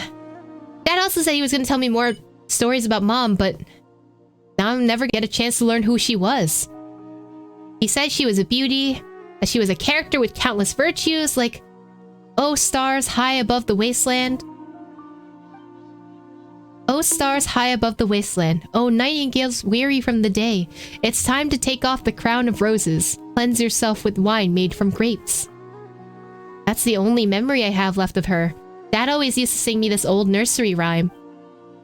That was lovely. Stop it! You know I'm always out of tune. This is the song Gabriel liked to sing. Ha! I knew you'd remember. I spent a long time practicing this one. Couldn't get it down when Dad was still with us. After Dad left, finding my pitch just got that much harder. But I still learned pretty good, didn't I? Yeah, that sounded pretty good. Jet's voice might be a little raspy, but it fits a soft melody just like this. Just like Gabriel. Yeah. Alright, you two should get some rest. We have lots to do tomorrow. I'll stand watch tonight. Sleep. Close your eyes. The eternal oasis welcomes the lonely wanderer. Lay upon the pure and flowing streams. For here, memories are forever sweet and pure. Hey, sun's up. Got something to show you. Follow me. What's the hurry? And what's with the secrecy? Can't you just show us there? Underneath this... Oh, Candace is gonna die. That's broken. So why did you put a cutscene there? Why did you put a cutscene there if she was going to die? God damn it. Look, this is it. Oh, it's huge! This kind of scrap can be dug up everywhere in the desert. Why'd you ask us to come here specifically? Are you gonna play at war inside or something? Be patient, little wildcat. This one's interior is in perfect condition. We can activate it and use it to cross those dangerous quicksand-filled areas. A tribesman who knows the inner workings of machinery. An eye-opener, to be sure. Xeric, do you know how to activate it?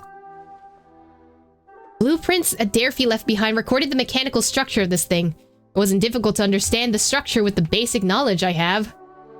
Basic? This is Conrian technology. What do you mean, basic knowledge? Maybe those northerners from the snowy lands gave it to him for trade. Who knows what he would have wanted this for, though?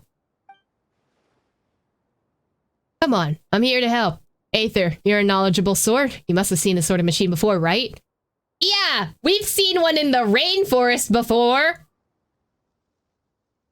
Ah, you mean that giant iron mountain? And we even studied it with Ariken and Jazari, didn't we? I've seen similar machines in the desert before as well, but this is the first time I've ever seen one that's this intact. Dad once says that these are war machines left over from 500 years ago. I can't help but wonder what actually happened in that era. A lot of people fucking died is what happened. But this guy seems a little different from the one we saw before. Huh, interesting. Let's go in first through its arm, shall we? I don't like this. I'm sorry. I don't like that we're going into this thing. I'm scared. I'm terrified. I don't want to be here. Yeah. The smell. How discomforting. Paimon doesn't get why anyone would ever think of putting a passage in the arm. Ah, who knows? Maybe this was the passage in the first place. I might have said... You didn't say shit. Because dialogue didn't let me read it. Cabin door here needs to be charged open, just like the illustration on the blueprint says. Let's search again for the energy sources, shall we? Yeah, this is sus. This is sus as hell. If the blueprints is correct, the generator room should be down here. We need to activate the power system first before we can activate this big guy. Aether, sorry to trouble you again. After confirming that the energy system has been activated, let's all head to the control cabin. This fellow's actions are quite suspicious, not to mention over-eager. Xeric. No, it's nothing. Jet's sus of him too. Yeah, he's using us to get this bot. Let's be real. I Everyone hold need to hands. know what you're thinking right now. Good, good. Almost there. See, he is so suspicious. Like, it does not help. You are not helping your case. Are we done? Please tell me we're done. Oh. Oh, I don't like this. Yeah,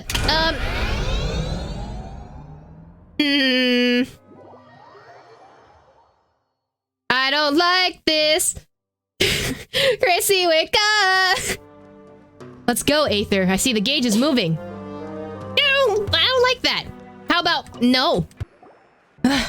Let me see. Energy system looks fine. Engine fine. Weapons. The long-range sub-weapon is out of order. The main one isn't functioning normally. Melee weapons. Left arm working. How are you reading all this? This is in Conrian, isn't it? Looks all pretty good, to be honest. Okay. Why can you read this? Yo, Jet's so sus right now. Jet, what's wrong? You look like something's on your mind. No, it's nothing. It's just that I didn't even get half of what he just said just now. Azir feels like a different person. Like I've never seen him like this before. What? I've become more reliable, haven't I? Jet's so sus of him right now. Autopilot. Seems like this has been dismantled. Can't find that device at all. Sorry, seems like we'll have to operate this big guy by ourselves. You mean I have to, don't you? Worry not, my master. I shall guide you from the side. Oh, so you know the way? Of course I do. I can sense the vibrations of my fragments after all. Well, guess we'll be troubling you to show us the way then. Let's start this machine in the meantime, shall we? Steady yourselves. Woo! Cutscene? Oh no. What do you mean I have to control it? I don't want to. Uh-oh. Okay, I lost the dialogue, but it's fine. Where are we going? Beep boop, machine things.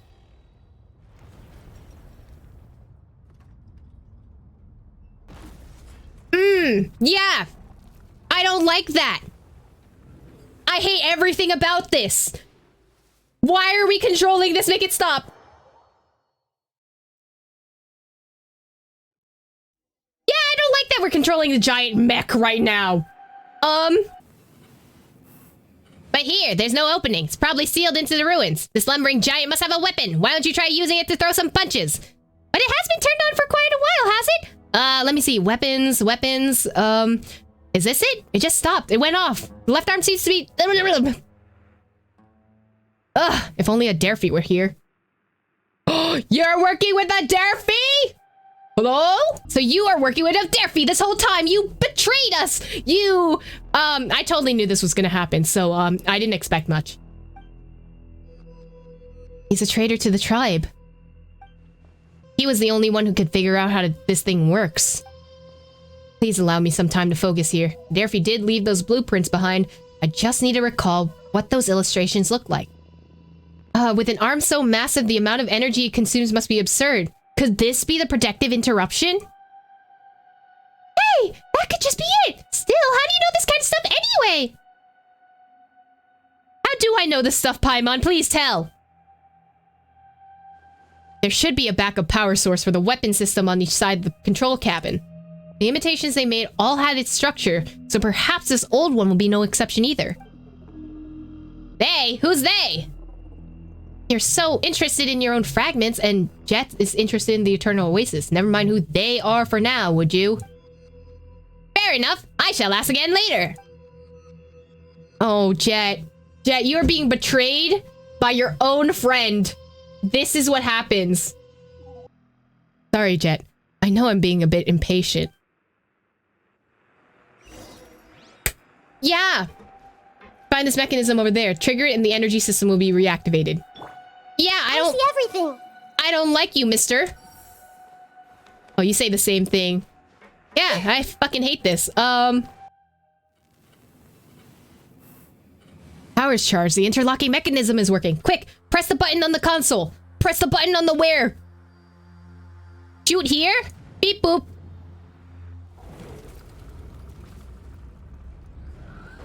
Oh, okay. We're just...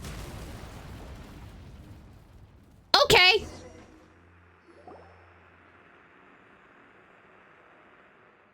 Whoa. Did anyone fall and hurt themselves? Aether, are you alright? I almost bumped my head. I feel sick. I want to go home now. Guess none of us were hurt then. We can enter the opening through the passage inside the arm now. We should leave some people here to stand guard while the rest of us move on. Wait. Don't you care about the taboo anymore? I care more about your safety. Lee Lupar thinks this is sus. I am scared. Also, this iron bar could make such a huge hole. It's more like a rift than the entrance to a cave. We bring this thing back to the tribe will definitely be of great use. And what would you do? Take Matriarch Babel out on a joyride? Oh yeah, she's getting way more antagonistic to him again.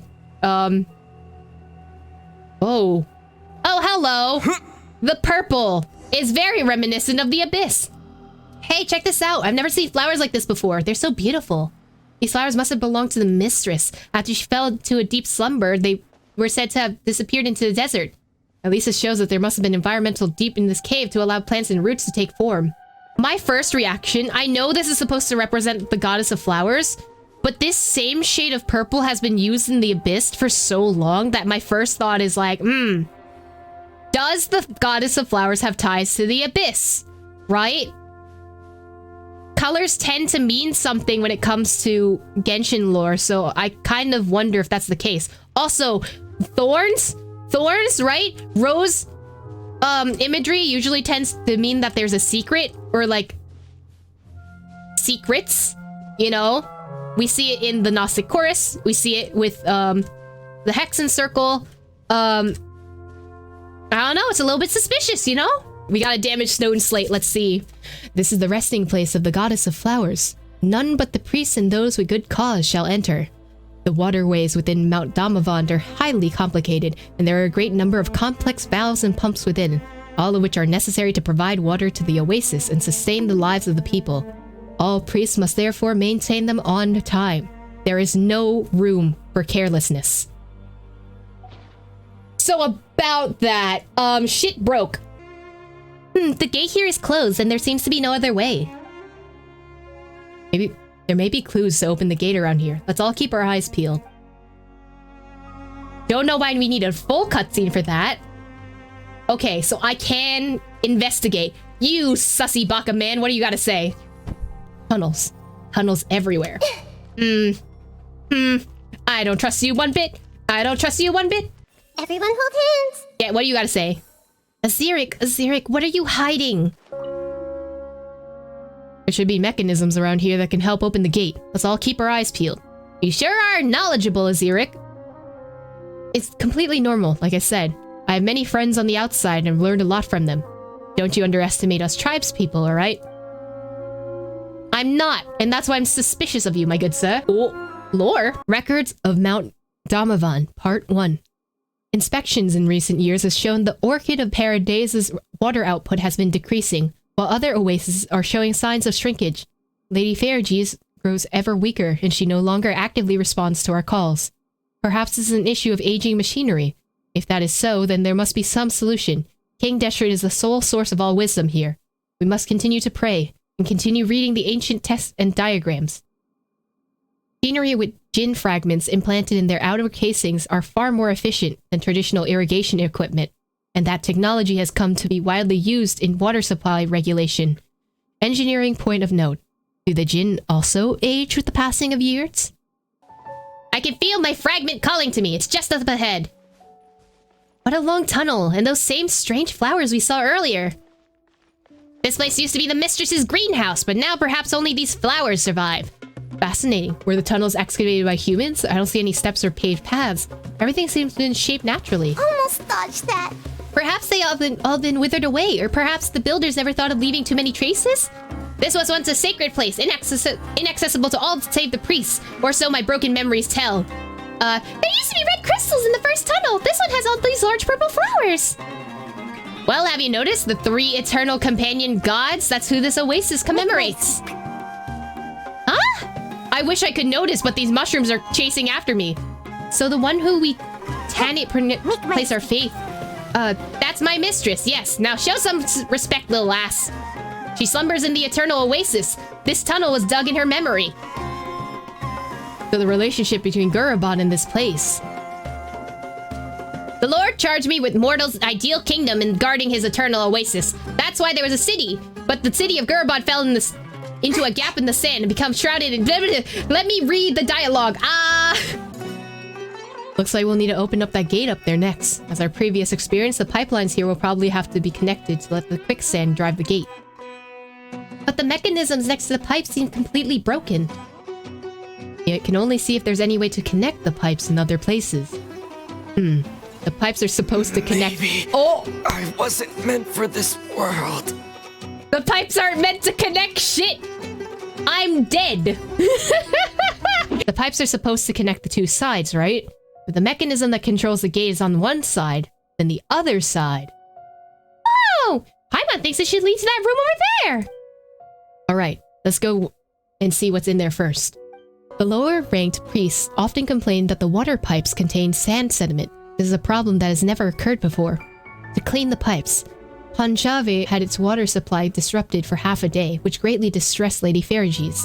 Though one supposes that several centuries of unmoving duty would do that to anyone, if not worse. The priestess has made her estimation on the water supply system's lifespan.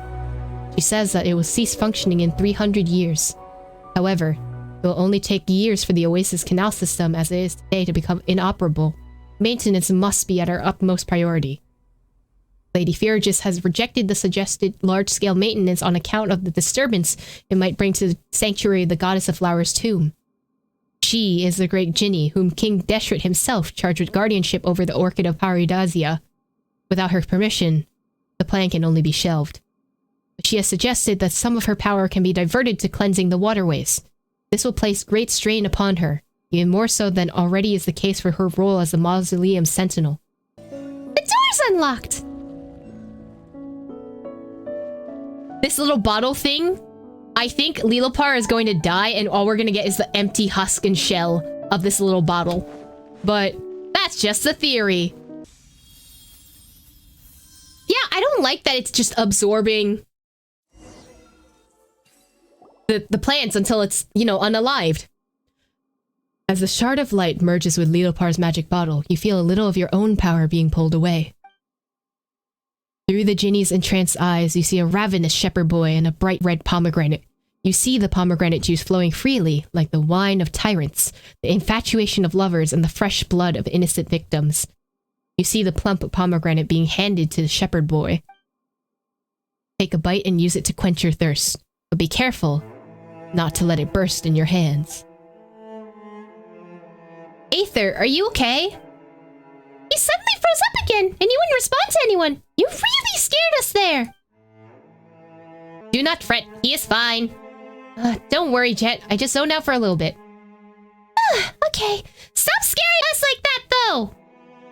My apologies if my troubled memories bothered you, but thanks to your help, my power's been restored. Partially, if any case. Pomegranates. Ah, pomegranates. The sweet fruit made from the congealed blood of the victimized... The victimized what? The congealed blood of the victimized what? Lilopar. What the hell are you talking about? Did I have the chance to share it with you, my master? I surely will. How I desire to see the plump arrows burst beneath your teeth and how the rich juice overflows from your lips. That does sound delicious, but Paimon doesn't think she's talking about a fruit. I think she might be a cannibal. And that might be a heart.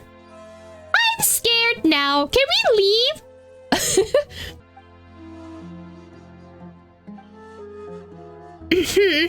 We should go. There's many mechanisms waiting for us ahead. Now, little girl. Are you sulking again?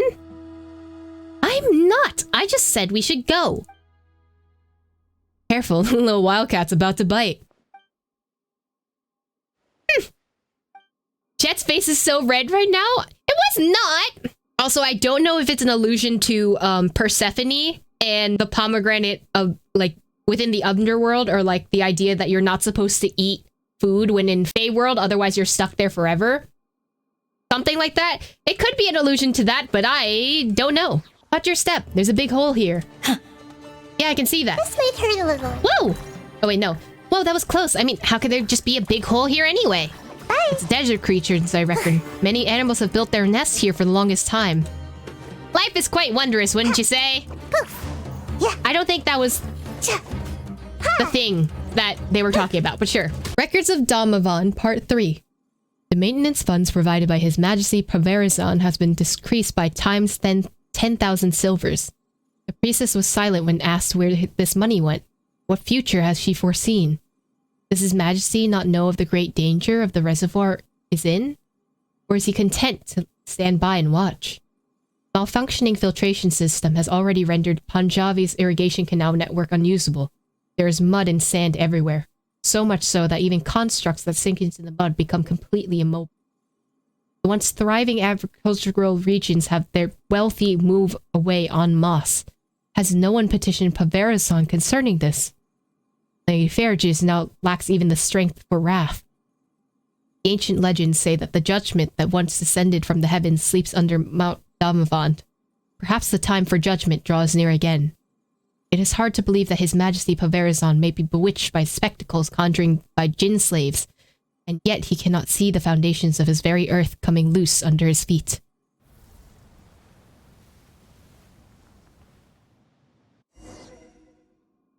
Alright, the quicksand is starting to flow!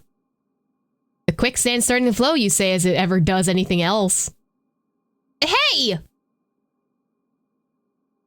Good, now let us move on to the platform ahead. From there, we should be able to unlock the door as a space.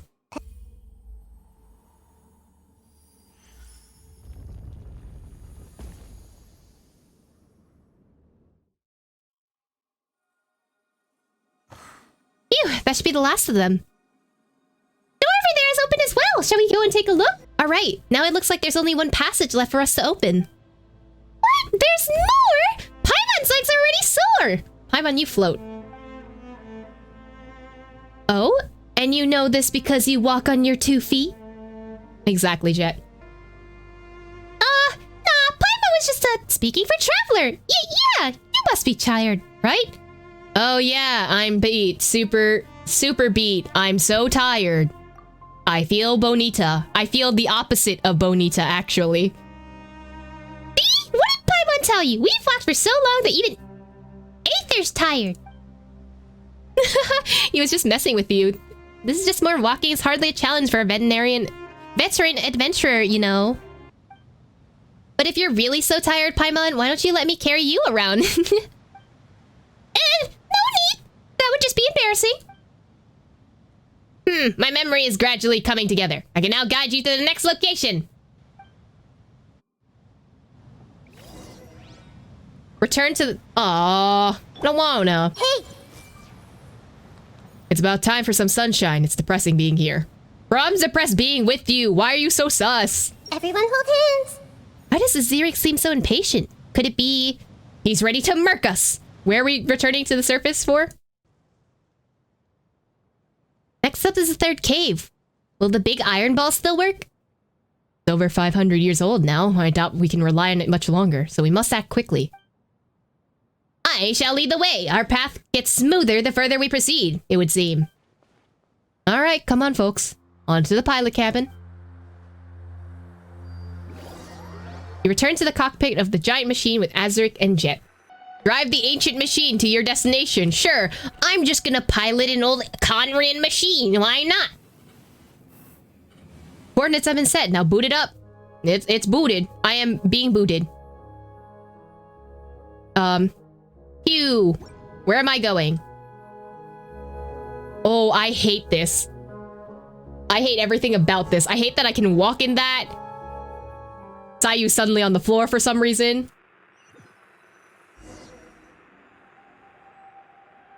This should be it. My master, please halt the carriage.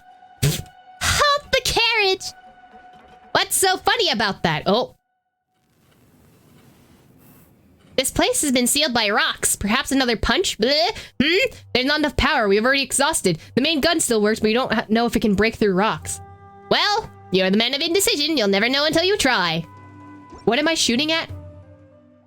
Turning the panel on should do the job. I guess I'll let you do it. Why can't you pilot the machine? Wouldn't it be nice if I stole all the fun from you, you know? I don't want to do this work. Can you do it for me? The answer was no. Fine, destroy the obstructing rocks. See that hole over there? Aim at it and discharge the gun. Oh, right here? Boom. Great, now we can continue unimpeded. Yeah, let's get going. Wait, isn't that... That's a village.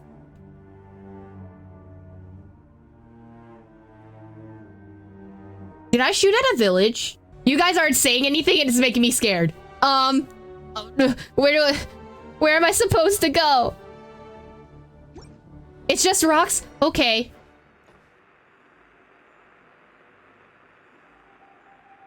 Probably some abandoned settlement. No, it was just rocks. Guys? Did I just commit a Geneva war crime? Be honest with me, chat. What did I do? It's fine. Don't worry. You guys are making me worry. Aziric, did you just command me to commit a war crime? What's wrong, Aziric? Feeling unwell? We can take a break if you're tired. No, I'm good. I'm real good, in fact. Yet, we need to talk. Is it something important? Before that, Aether, I have a favor to ask of you. What is it? Would you hand the mother of the Jinn over into my keeping? I don't trust you at all. Huh? Well, aren't you a hasty lad? Far too hasty for your own good. I don't like this. Aziric, you're like an elder brother to me. I respect your guidance, but I don't understand. What's going on? Please tell me. Oh, Jet's about to get murked. I'm doing this for the Tanit. We're getting close to our destination, and it's for the best that we take care of the Mother of Jinn, rather than leave it in an outsider's hands. This is a request from Matriarch Babel? That is the rational choice. If she knew of this, she would give us her consent. That wasn't my question. I'm asking you if this is a request from Matriarch Babel. As I said, I do this for the Tanit. The Mother of the Jinn will be an invaluable asset in our hands, while the hands of this outsider, she is nothing but a toy and a trinket. Think about it. If we possess her power, we'll be able to recreate verdant oasis in the desert again. Hasn't that been Matriarch Babel's pursuit this whole time?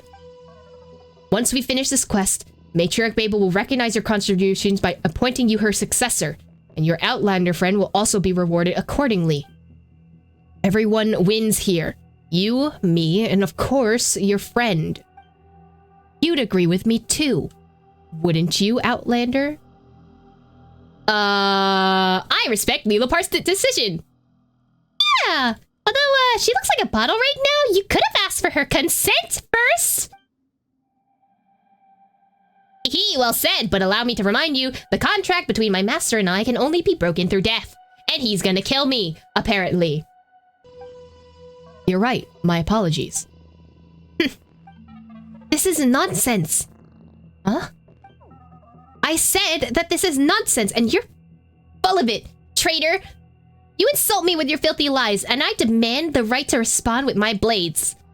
Whoa, just a second there, little wildcat. We were just having a friendly conversation. Why did you suddenly go berserk? Haven't we always been like family to each other? Family? Perhaps, and perhaps not. First, you plot murder against our guests and taint our hospitality without Matriarch Babel's permission. This is an act of betrayal. Second, you've learned technologies from Northerners, but you've refused to share the knowledge with the tribe. That is against our code. And third, you deceive your fellow tribespeople and place them in peril. You're right. You know, I've always tried to view you as my brother, but what about you? You've forgotten your mother's name. Thus, I demand that you cleanse your defilement with your weapons. Hey, calm down, calm down. Look, we're in the middle of a desert. You kill me now, who will be able to prove your innocence? Oh? Her little wildcat has finally bared her fangs against her tribe, huh? That's what everyone will say. You'll be seen as a traitor. Someone who has betrayed their own tribe ever be accepted in the desert again? So what? The only reason that I let you live till now is that you never did us any harm. But now that reason too is gone. I suggest you calm yourself down. We can still talk. There's no need to resort to violence. I am calm. Pick up your blade. I didn't expect things would go this far. I can only hope you'll forgive me. Wait, please stop, little wildcat. Shut up, you disgust me. I'm not asking for your forgiveness. Just hear me out. Last words, huh? Make it quick. You let me down, Jet. I thought you'd understand. I reckon we could work together. You struggled outside making a living too. We are so alike. You care about the Tanit. You've always been loyal, no? Please, reconsider. Think about it. Imagine what the Eternal Oasis will bring us. An infinite future, fertile lands, and endless opportunities. Future children will no longer have to beg for food from the city in the rainforest, nor will they need to learn the killer's trade. They will no longer have to rely on some strong man just to live with some dignity. Think about it, Jet. Babel is no worthier than us to rule Tanit. Think, Jet. Think. You're a smart girl. You would have done the same for the Tanit. Are you finished? Go. If you spare my life, I can get my friends on the outside to spare yours too.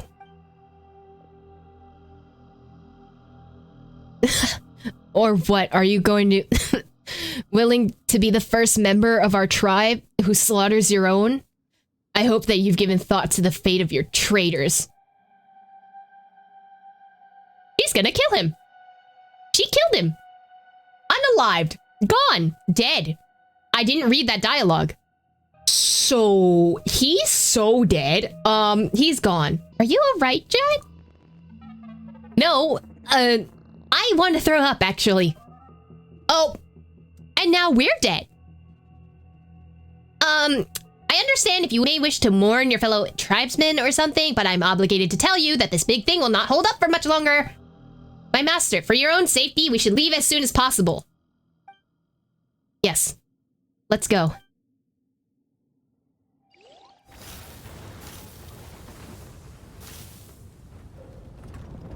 Well, we're dead. Bye. No more finding our sister. That's all we do. I'll protect We're gone. you. What happened? Hold on. This feels wrong, bro, but he do suck. I mean, he betrayed us, right? I remember him saying he wanted to marry Jet. Either that or I misread. Was that a marriage confession? You're awake. How are you feeling? Are you hurt? Can you still walk? Whoa! That was horrible. Are you alright, Aether? Let's go out of here as soon as we can. Who knows if this big guy might explode again? I feel a little dizzy, but no worry. I still recognize you. My rear hurts. My legs still work. Still joking, huh? Alright, let's get out of here. I'm still here as well. My bottle remains intact. No one was asking, Leopar. Jet, Paimon's more worried about you, honestly. Are you okay there? I just got a few more scratches, nothing much. Alright, let's move on to a safe place. This is not. These people, why are they here? And away I go. Oh, I could murder them. You didn't let me murder them. How dare you? You shameless traitor, how dare you show up here? Explain yourself. Wait, please, calm down. I am calm. You mentioned Aziric, didn't you? I've already dealt with that filthy creature and I wouldn't mind having a repeat performance with you. I thought you saw him as your brother. Brother, my foot. And you, traitor, better take stock of your situation. Each word you say will be your last. Wait, I'm really confused right now. Just give me a second to organize my thoughts, please. Organize your thoughts? Of what? Of teaming up with the Fatui? And you guys? You're with him, aren't you? It's a long story, if you would.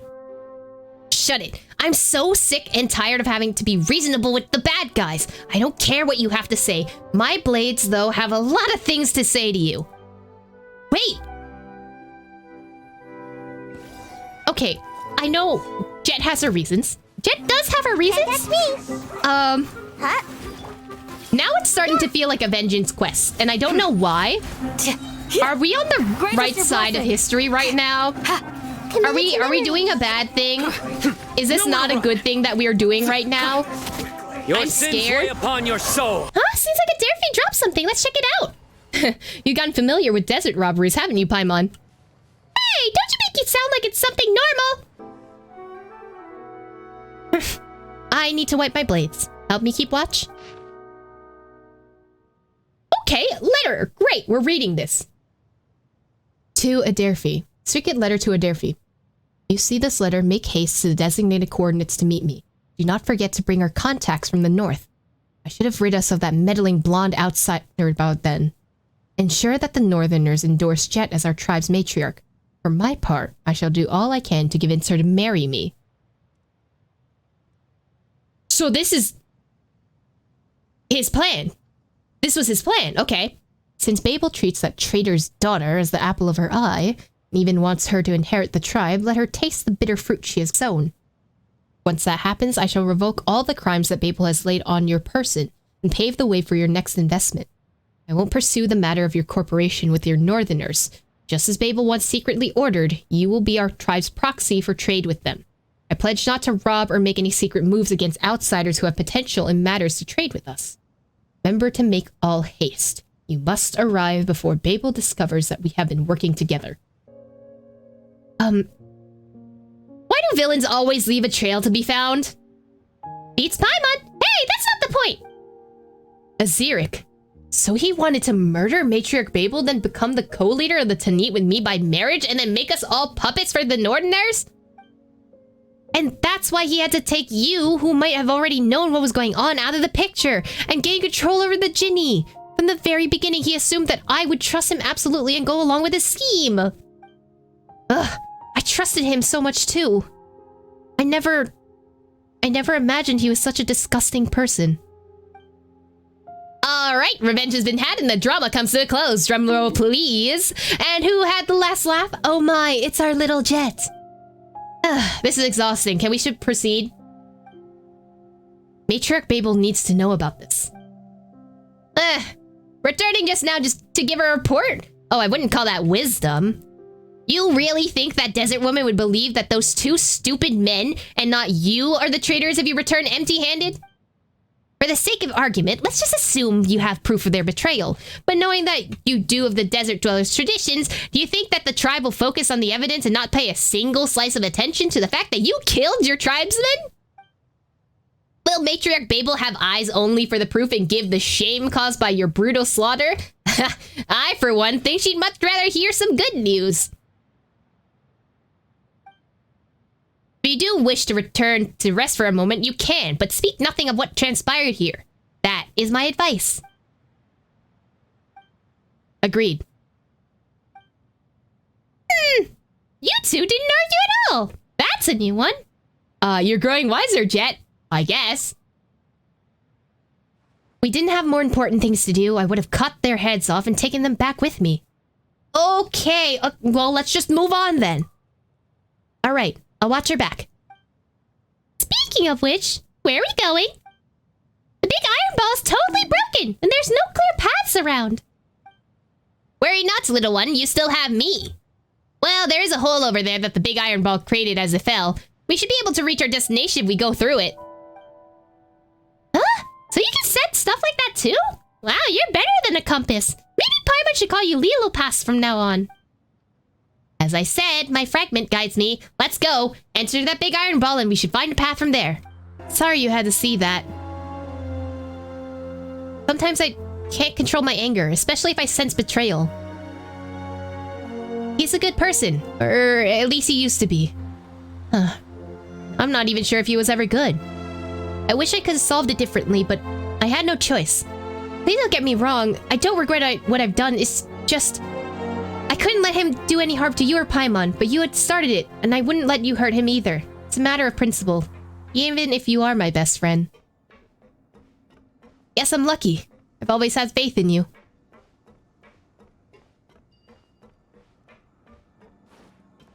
You're a good child. This is sad. I'm sad now. Look at all this withered vines. Seems like this place used to be full of vegetation.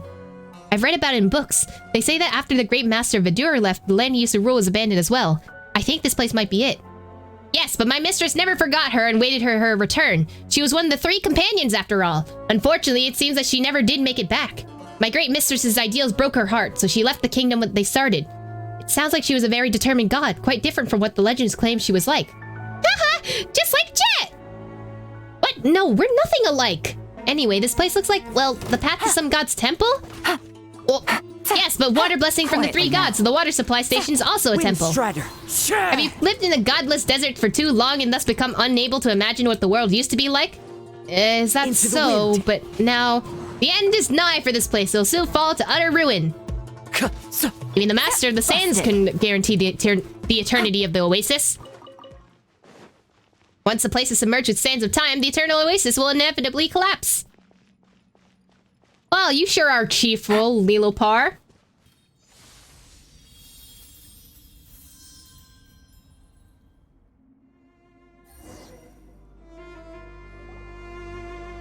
As a shard of light merges with Lilopar's magic bottle, you feel a little bit of your own power being pulled away. Through the genie's entraced eyes, you see flaring flames and burnt blades. You see the freezing moonlight and viscous honey. Through the golden honey, you see the underlying scheme. The princess sees the consequences of her innocuous error, her sanity giving way to madness. Her invincible husband is shaken by the tragedy, his greedy heart blinded by ecstasy. All the joy, sorrow, and madness are finally turned into flood for the Jinn mother to devour. It's curtains for the carnivorous night of honey. Such is the end of Ginny's lover. Listen here, Ginny. If anything happens to him, I'll get you for that. Harm? Ah, come on now. Addiction, though. That's more like a probable risk. Addiction's not okay either. It's unacceptable no matter what. Golden honey, the golden scheme. Departure breaks from the heart, yet the kingdom lives on under the usurper's rule. That sounds so sus, Lilopar. What are you saying?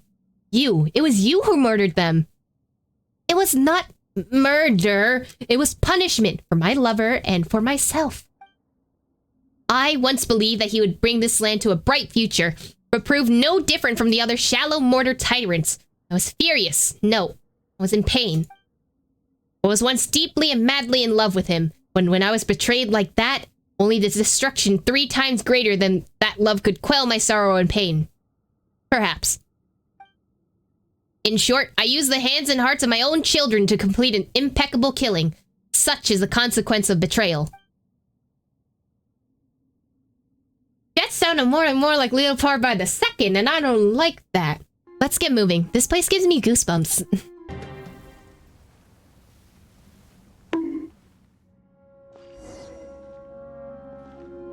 Why, I was led to believe that we were to embark on an adventure. No, here we are, playing something, because it doesn't let me read the dialogue, apparently. Alright, we're activating the mechanism again.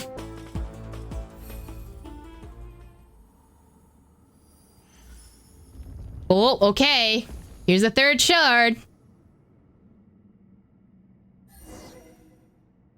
Go to the platform. Aha, it's all set. Guides us once more. Let's simply follow. It should be the mechanism. Shall we go check on the goblet? Okay. I'm here at the platform. Right in there is the center of the crystal goblet of Alhamar. When we get there, we should be able to find a way to enter the eternal oasis. Lilopar, why are you staring at me like that? I can feel your eyes even though you don't have eyes. Why are you staring at me like that? What is it? Got anything to say, Ginny? It smells familiar in here, but no, it's nothing important. Anyway, let's head over there first. Please be careful, my master. I'll be protecting you from the sandstorm. Under Lilopar's protection, you pass the leaguer of the sandstorm and land safely on the platform. Oh, they said you're not gonna actually do this on your own. That's fine. Guide me.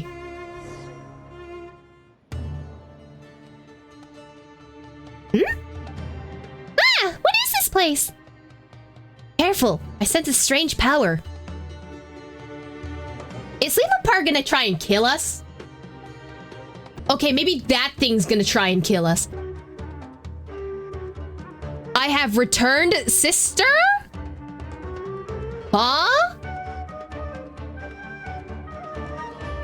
Sister, I don't understand. Are you calling me sister? Yes, Dirge, my sister. I have returned. You're here to see our mistress, aren't you? Let me guess. Have you brought your new master and a desert slave? This person's starting to tick me off. Well, sure sounds like she's Leopar's sister, all right. It seems to run in the family. You know, racism. Well, if that's the case, Paimon certainly doesn't want to be a guest at their place. You cannot pass. So why? Dirge, I understand your concerns. I would even be willing to bow in apology. But please, let me see our slumbering mistress, if but for a moment. You are worthy of no longer, fallen traitor. There's no place for you now in the Oasis realm. Oh, she was kicked out. T. Okay. Ooh, T. Leave now, before my patience runs dry and these mechanical shackles rumble, and never show yourselves here again.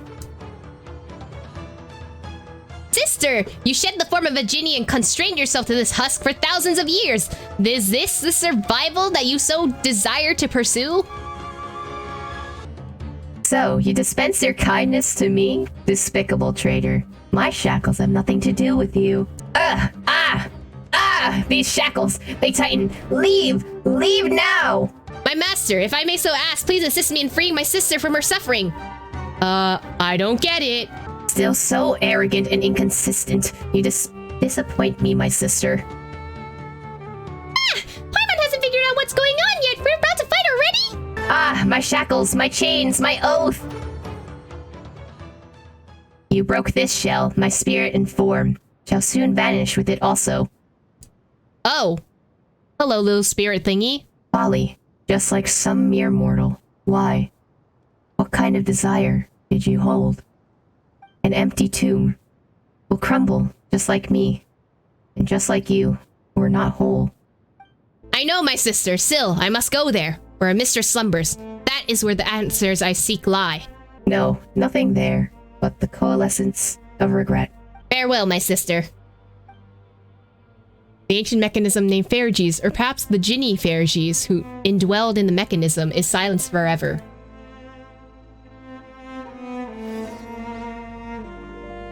So, are we just one last step away from reaching the Eternal Oasis now?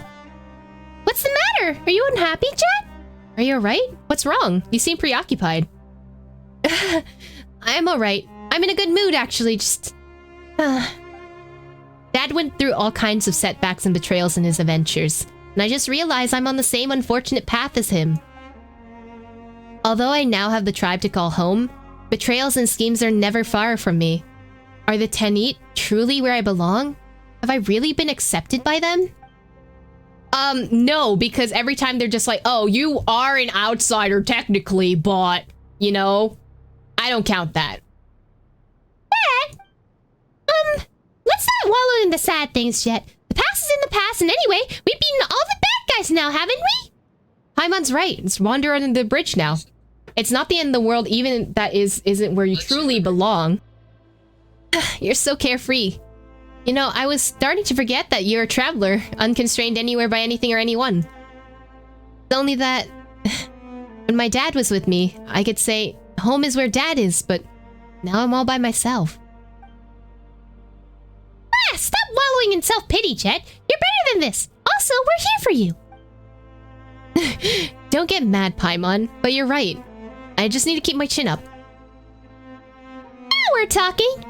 Are we supposed to head out now? We go up using this platform, right? Alright, enough sentimentality. Let's go.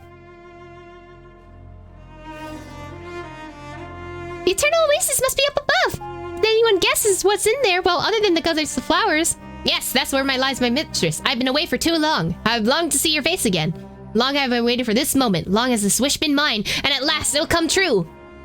All my confusion, all my rage, all my reasons for love and hatred. If she would only awaken once more, all of my questions might be answered.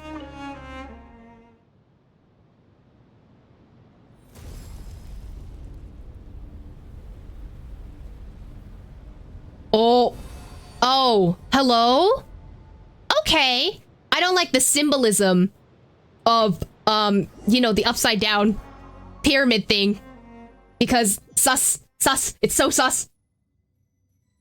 Oh, hello? It looks like we're in Old Vanarana. But I know we're not in Old Vanarana.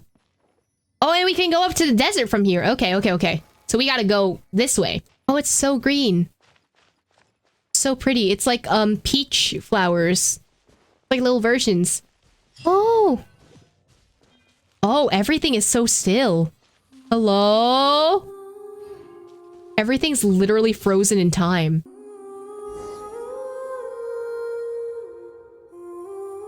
Wow, we're here! This place feels so still. So this is the oasis that my father spoke of. Everything's so still.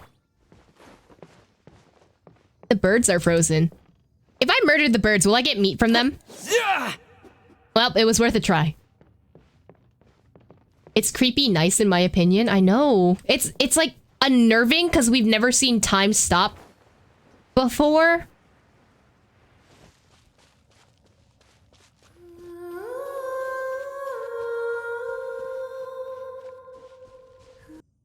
Wow. Paimon didn't think that a place like this could exist in the desert. Ah, was the sun already going down when we first came out of the underground? No. This is my mistress's paradise. A place frozen at the point where the sky kisses the waters, where the ingenuity and devotion commingle. The resultant here and now then is named eternity. Wow! Paimon understood almost none of that! But why is nothing moving here? That why my parents regarded this place as their final destination? Those are not my words. Interpret this how you will, poor child. Oh my god, we're walking on the water? Whoa! This is so cool! And this looks exactly like Mona's, thing in the Golden Island Archipelago. So, theories. Bed and read. I'll read it. Seek the blossom of eternity and reclaim memories long lost. You notice a letter missing from each of the inscriptions written on the three stones. Perhaps you can use the clues in the inscriptions to rediscover what was lost?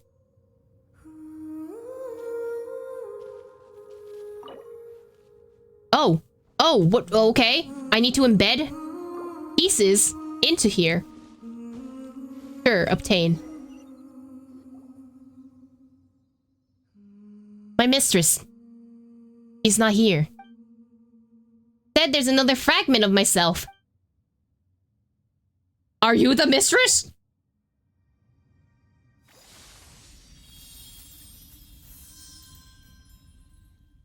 No, but if she does that, then this entire place is gonna collapse and die, right? Is that what's happening?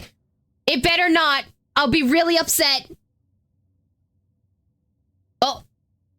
Through the genie's entranced eyes, you see a palace shaped by bricks of crimson jade bound to a garden, flourishing in multiplicity of vibrant plants like that bask in infinite bird song. The Jinn are most intelligent servants of the Mistress of Flowers. Yet to her, they are minstrels and cupbearers both. In her garden, addled monks and ragged wanderers dance, spiraling in deep with daffodils, supping the lifeblood of their daughters of the vine. Here is a garden unlike any other, a place where the Lord of Flowers once lived, the place where she now sleeps. The roses blossom like crackling flames, setting the lives of nocturnal birds aflame. And although the candle smiles gently, they offer the approaching moths only in ruin. You see her reach out and behold her skin gleaming with the lunar sheen. Gaze upon her mind and witness ineffable beauty. Her appearance is like that of totality of her Jinn, their wondrous aspects only mere petals to her complete flower. her being the quintessence to every scent in existence. Then you meet her gaze. And face. Nothingness. You greet the endless void, falling into its embrace, mind afire with constant terror.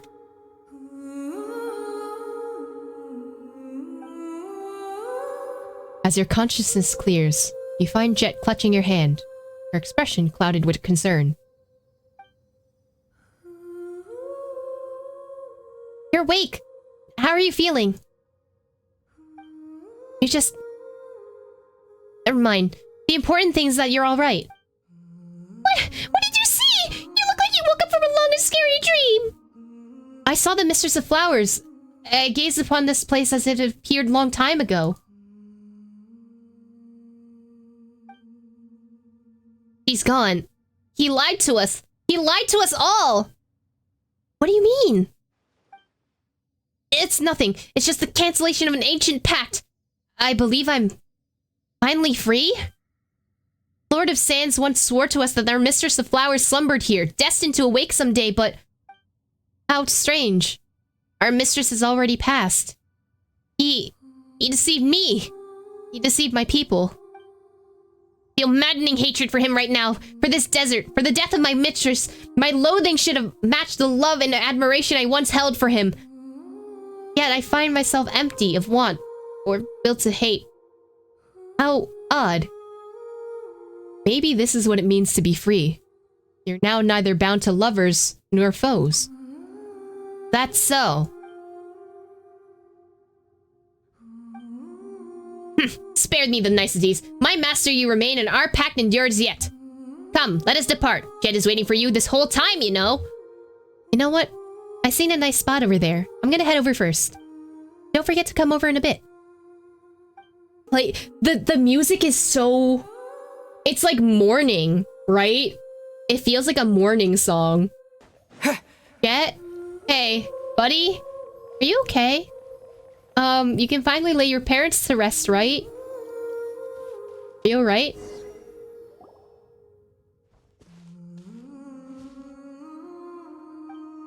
This place should be it. It matches the sketches in my mother's journal. It's a fine place for a restful slumber, no? Yeah. We faced countless dangers in our trek across this desert. Betrayals, plots, unforgivable wrongs, incomprehensible events, all in quick succession, too. Here I feel calm, happy. Don't know why, I just do. It's because this place is the Mistress of Flowers' final sphere of influence. The offerings of the skies protect its serenity here, deep beneath the earth. Thus does this place preserve the last of her essence. And though she is gone, this place remains as calm as it was in its inception, as if it was never disturbed. Hence, those who arrive at this place will only know peace and joy. For the mistress that once was the guardian of the maddened monks and lost wanderers, to them, this place was indeed a paradise they could all call home. Jet quietly sets her mother's notes down and lays Jabril's axe by its side, now as if they were never parted.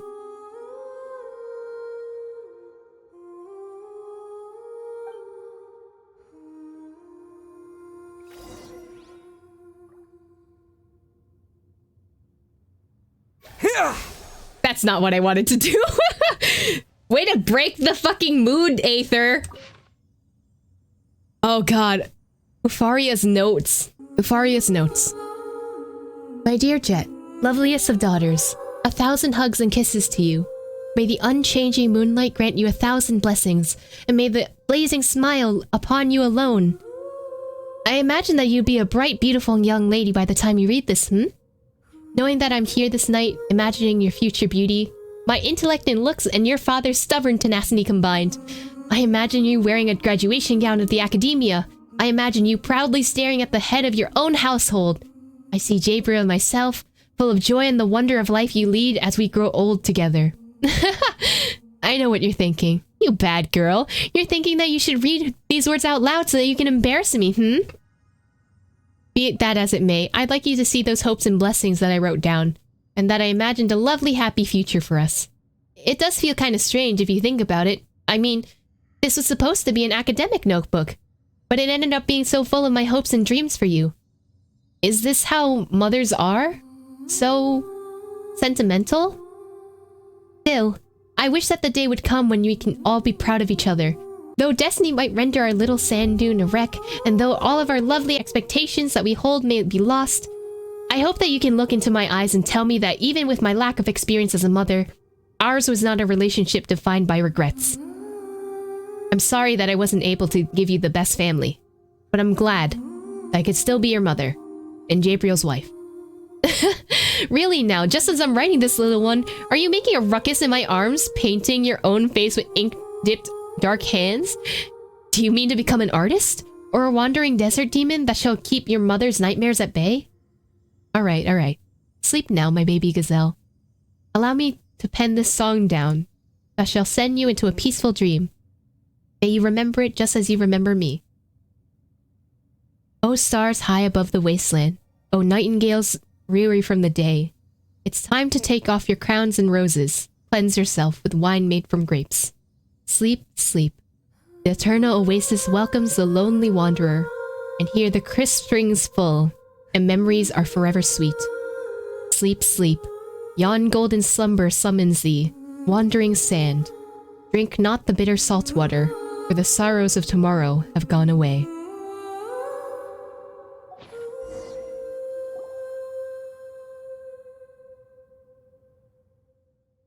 I'm sorry, I'm just a little lost for words right now.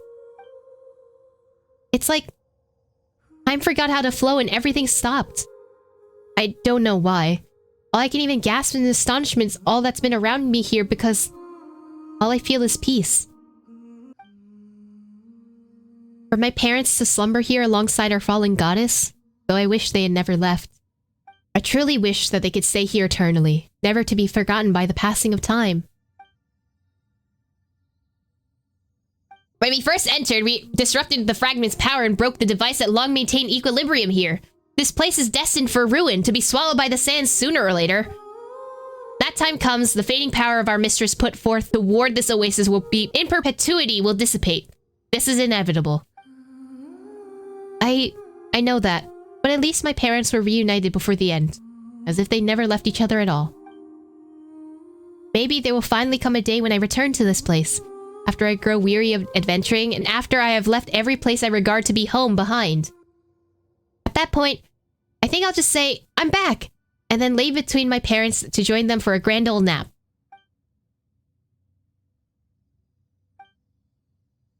Dad, but that day's so far, far away! Right now, Gabriel's probably happily, not smiling, because his face is always blank, but Paimon's sure he's happy. Thanks, Paimon. And you too, Aether. Thanks for walking this path with me, and for filling this willful, cherished desire of mine. But I'd like to have a bit of alone time with my parents. Don't forget to come back to us, alright?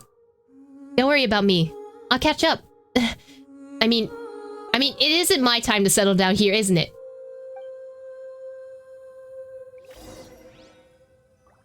My master, I would like to speak to you if you would incline to my ear unto... blah blah blah blah. Sure. I didn't get to read that, but sure. She's a good child, my master. Though born to beastly brutality and sleight of wit, her survival instincts are astute beyond compare. She perceives who is and who wishes to see her hurt, and upon sensing such intent, she gives her all to retaliate without mercy, regardless on how much intimacy may lie between.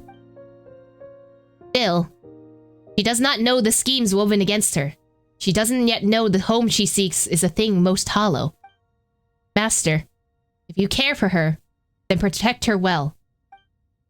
A mere suggestion on my part, of course. You may take it to be... I don't know. Perhaps you might consider it unworthy atonement of who I once was as a mother.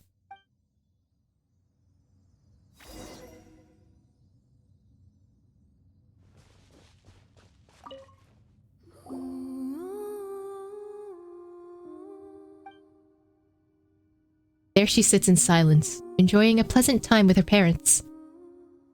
Best not to bother her.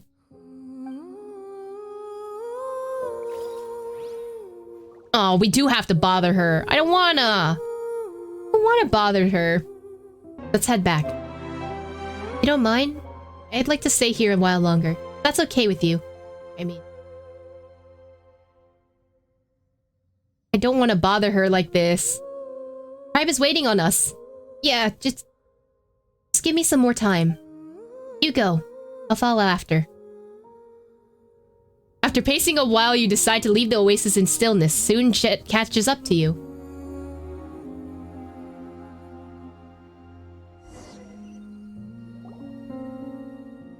I feel much better now. Thanks. Are you sure you're fine? You can rest more if you want. Let's head back. We need to tell Matriarch Babel about the details of our journey. Alright.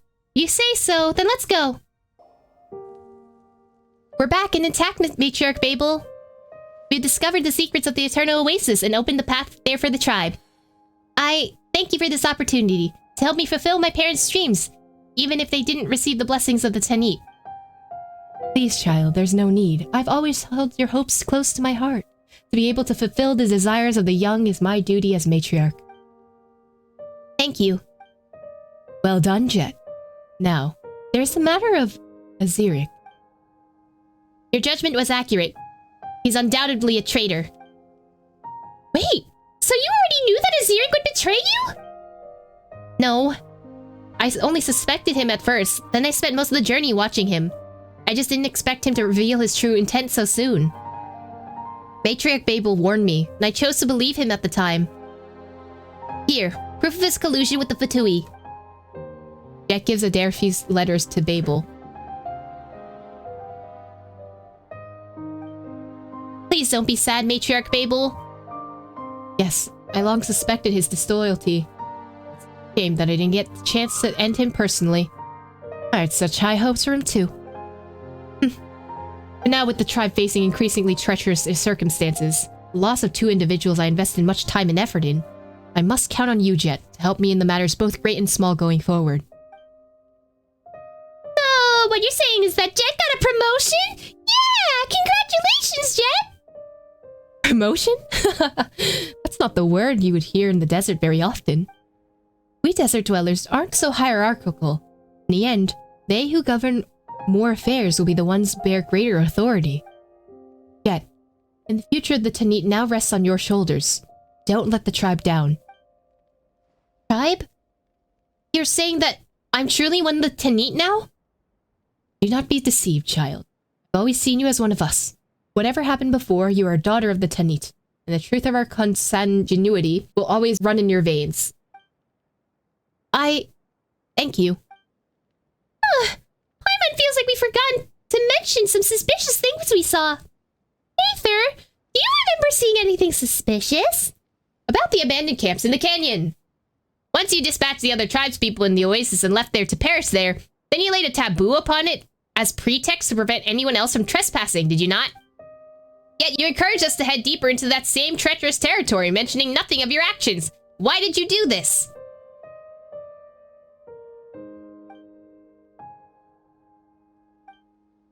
Esteemed Lilopar, allow me to offer my deepest apologies for all the inconveniences and misunderstandings you must have experienced. But you're right. We've been exploring the ruins of Gurubad and the Eternal Oasis for quite some time. I sent many people from the tribe there in the past. We learned these few key locations and the general layout of the area is all thanks to their efforts. Yet, due to the extreme danger of the missions, the vast majority of those brave explorers never returned, and their efforts from these expeditions bore scarce fruit. Hence, I put a stop to the forays and marked the entry into the taboo. The traitor, Aziric, once led teams to survey the canyon and the ruins, and I thought I could trust him to serve as your guide. I did not initially think that he would turn on us.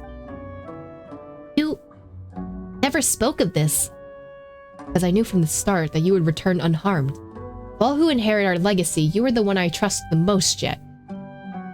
Your fearlessness, your fierceness, your cunning, along with the gentleness and sincerity of which you treat our tribes and friends, they have not gone unnoticed.